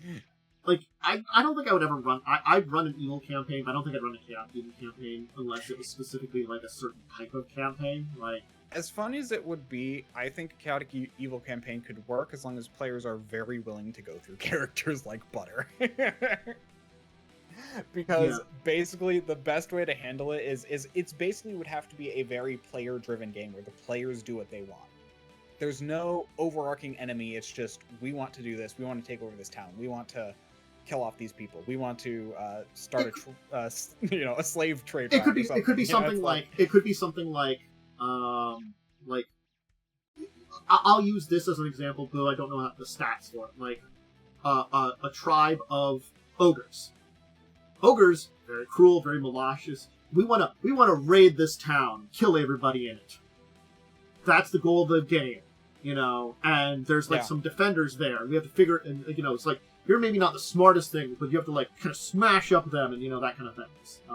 And that could be a game, but it's like not really a great game, and kind of like, honestly speaking, then we get into some other topics that we've had about like, you know, maintaining, you know, characters and stuff sometimes, and some of the darker tones. I don't think chaotic evil games can go for very long unless you've got some kind of outside force influencing you. For example, like if you're working for a chaotic evil deity, your characters, it's funny because like working for, I find it weird that like the idea of working for a chaotic evil deity puts you on the chaotic evil alignment, when in reality you should be on the lawful evil because you're working for the deity. You're following their code, you're doing what they want. Technically lawful. It's a weird thing. I think that's why, like, you know, the one, like, for clerics, like, the one alignment way works pretty well. You can just be like neutral evil or something. Anyway, we kind of got half off topic here a little bit. But again, though, like, alignment and, like, you know, the overall morality of a group is important to, like, kind of like, again, you can generally tell the morality of the group. Like I do feel like your team, though it's spread out, kind of fits around in that, like, chaotic good area, kind of floats around that overall morally, you know. So by saying that, people could be like in that neutral good, chaotic good area and fit in with your group very well, you know. So that's another thing that kind of like, you know morally kind of where your characters come from. And yes, even if you don't use an alignment chart, generally speaking, you know the kind of characters you have, and you kind of help someone make a character that fits with that group. That's why I think goals are more important. What are the goals of your party? Yeah. I'm someone who really likes to say, hey, I want your characters to have goals. Write down 3 goals. I think goals, and then maybe like how they went about some previous goals is also a good way of showing it. Like, you know, you say like, hey, this is what they did to a previous goal. These are the goals they have coming up. So you have an idea of the direction they are going to choose for that. You know, like, if they use stealth and subterfuge to get to their previous goal, that's different kind of team than if they used like a direct combat, or if they used, like negotiations. You kind of get an idea of the direction the team's kind of going. Yeah. So, all right. I think we've kind of gotten weird off topics enough, so maybe we'll finish up. It's fine. We can do our week. Our week, yeah. We had Joe this week. We did have Joe this week, which I think went pretty fine.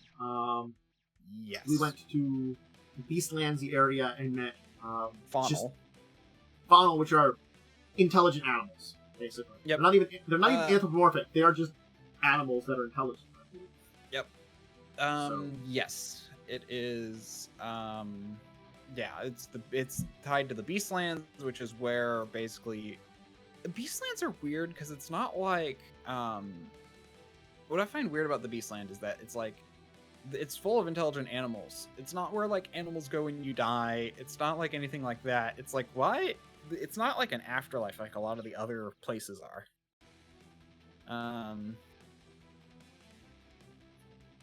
It is an interesting place, nonetheless. Yeah. So anyway, but yeah, we learned that there's tied to fairyland. I think it's like tied to fae stuff. It's kind of more like an idyllic forest is the idea. So animals are intelligent for some reason. Yeah. So we dealt with or we are dealing with like a group of gnolls and the people that control them, or I don't know if it's just gnolls, oops all gnolls. So it is oops all gnolls. So basically, the Vile Hunt came to town to basically just feast and eat. It's more of again, it was a priest of Yinogul. Yeah. Yinogu, who and if you don't know, like Yinogu is basically just like one of the most chaotic deities you can have. So it's like it's the demon lord of gnolls. Yep. It's literally feasting, primal desire, etc. It's like that kind of. It's like give into your primal rage, your primal instincts is that kind of. That's the deity. So it's like, yeah, okay. Literally that a group following that premise came to town. Gnolls specifically. So it's just like, okay. and effectively they've managed to kind of infiltrate the area. Because there's 3 groups that have settlements spread out, and oops, we're in the middle of you and murdering some of your people, and we're helping them. Yeah. Fun fact about Yinogu, just side tangent. Yinogu, first off, it's a pun on yin, so hyena. Yeah. But it's also kind of a play on you no go, as in don't go there. I forget why, but it's an interesting blend of puns. Is how that deity got named. Yep. Then I had River's game on Monday, which was a lot of downtime activity. We're kind of I think it's the last downtime before the end of the school year. So it was a lot of it's part of the. I think we're completing this particular arc. I think it's kind of. I think we're ending at this arc at the end of the school year. I think it sounds like that, but I'm not 100%. But basically, we are reaching the end of the story. That's pretty cool. So I don't know if this would be another game or a different arc with different characters. I don't know what's going on to that game. I just feel like I'm 100%. We'll see. But it was just a lot of personal downtime activities and kind of clean up on some stuff. So it was interesting. One of the characters has has intelligent rats they're helping out. I'm learning that I don't necessarily like this place very much. I'm learning that I want to travel places and see more of it because this town kind of has way too much politics for my character's taste. I'm rural guy who accidentally material plane traveled from Favorite. That's the joke about my character. I basically isekai'd into this world And so I'm like, whatever. This place is weird. Politics that are more chaotic than even in Faerun, or at least that I was aware of. And we had Tuesday game, which was Momo's game, which is the new arc I mentioned. We got Lightning's new character, which is a shark person, and we basically traveled to another city to investigate ruins and stuff, and find out that there's like this weird madness curse that was related to this stuff going on in our first case. Apparently, it's showing up in this other town. We're going to investigate. We kind of solved our first case where we solved the murder. The madness curse was something that these like extremists were using, but we're learning about the source of that now. We were asked to investigate that. That wasn't our original job. It just so happened that's something we learned about along the way. And because we knew about it, they're like, hey, you guys learned about this. You're probably our best experts at it. Can you go check this out? Take this new character. And then in Wednesday, you got Crimson Throne. You guys beat up a devil lady. And that went well. And it had some of the funniest moments of a large Joe riding an Allosaurus while Zardus rode a time dragon. I'm not gonna lie, it was just a session I really loved. It was so silly, but in the best kind of way. Yep. In a weird way, it worked out super well. I'm not gonna lie, I think it really was my favorite fight in this entire place. It was just such a mixture of weird. It was just so ridiculous and wonderful, and I felt like all her abilities were powerful, but sort of like you set up ways that made it very difficult for her to do things. Like, she has Force Case, and I'm like, okay, I took a look at it, like, there was no way she was going to be able to cast her, like, imprison one person, you can't move Force Cage. So she had to use, because Joe was riding on your back, the big Force Cage that, I'm sorry, even if she caught you, it was barred cage, you might have been able to do something outside of it. Or, you might have been able to transform into, like, a mouse or something and get out and just, leave Joe behind. Yeah. There's something that could have happened, but it was, like, there was so many, like, and even, like, her spells, they were pretty mean. Hard Wilting and Chain Lightning were mean. Oh, yeah, no. But they weren't enough to, like... Yeah, I feel like, I don't know, didn't Joe take a lot of damage? I mean, I think we took... Yeah, I think we all took, like, crap. Yeah, we all took a decent chunk of damage. Oh, yeah, no, now I remember. It was her, Chain Lightning or something that really killed us, or Lightning, or... the Hard Wilting did surprisingly low amounts of damage. She didn't roll that. Yeah, she rolled a decent chunk below average. I do also like that her moveset, which she uses, puts her off on a terrible foot to begin with. It is literally built into the character the way that they set it up for it. Because she uses Blasphemy, and if you are 12 hit points, or if you're more than 12 hit dice, which you're 13 when you enter Scarwall, you're unaffected by it. Yeah. Her caster level was 12. Okay. Oh yeah, Ivona's at hit points where she reverted, she could have died. Yeah, so yeah, Ivona took a lot of, everybody took a lot of damage. It was a tough fight, but it was like, I think it was a pretty good fight. Yeah. I feel like as weird as it sounds, I feel like I took the least amount of damage. I only took AoE damage, in part because I couldn't reach her. Yeah.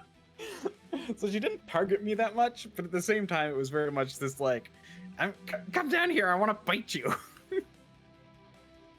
Yeah. Hold on, I want to look at what my health was. I doubt it's changed. Doubt I put it back up or anything.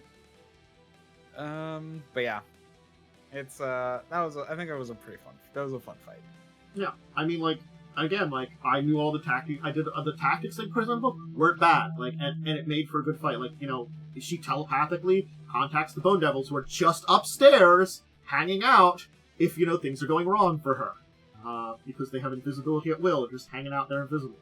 If you actually go from the top of the tower, you have to deal with those guys first. Which is helpful sometimes, because you didn't have to deal with them to fight her, but she would still know about you. I don't know. Also, the seeing invisibility helped a lot. Yeah. I think it was a pretty good fight. Yeah. Okay, I was at about half health. Joe was actually surprisingly high, but I think he also had some status effects. No, I think the I'm not gonna lie. The thing that really did save the bacon was she failed the will save against Harm. Yeah. That was pretty major. That was. Because she took 140 damage to reducing her to 1. She had just a little below 140 health at that point in time. It did so much damage to her. She was otherwise absorbing a lot of damage from everything else because she has some pretty good defenses. Like, even Joe's attacks were doing chunks, but they were only doing like 15 damage a hit. You know? Yeah, because she had a lot of DR. Yeah. So it was like it really chunked her down. That was a very good move. That was really awesome. Yeah. That's it for the week. You got anything else you want to shout out for this week? Streaming tomorrow, although that doesn't matter for YouTube. I realized something I thought about is like, yeah, no, I stream Sundays at 10:30 a.m. PDT is what I really should be saying. You know, it's the next time I will be streaming from this stream, but you know, I'll stream other days of the week. But yeah, so I do have a lot of VODs on my YouTube channel. If you're curious when I go live, it's on Twitter, that's the word, and Blue Sky. DiamondWyrm everywhere. Anyway, myself, Dracovin. I'll be back on Tuesday. I will do on Tuesday is just, we'll be doing Elden Ring. That'll be my new gaming day, and I'm going to do just the first part of that, or the last part of that werewolf video, because my werewolf video broke, weirdly enough, right at a point in time that makes it very easy to re-record the back half of it. Like, for whatever reason, like, I moved from one part to another to, like, start, like, the next part of the topic, and it broke. It was just, like, that was weird.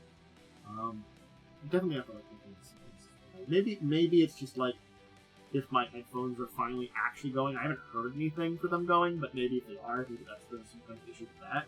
I don't know. That keeps disconnecting a little bit more. Because it wasn't doing it for a long time. I was working pretty well. I'll look at it. Hopefully I'll be feeling better by then. And yes, next week's schedule will be going up on Monday, so check that out. I'll put it up on YouTube, Discord, throw it up on Twitter/X. Those are linked below. If you're watching this on YouTube, I probably should say at the beginning, but remember to do all the YouTube stuff. And anyway, okay. I think that's it. I don't know. If I'm forgetting anything, it's fine. I'm, tired. Long day. Not feeling 100%. Alright, everybody. I hope you have a great weekend. Make sure to check us out on these various places, and see you next time. Bye, everyone.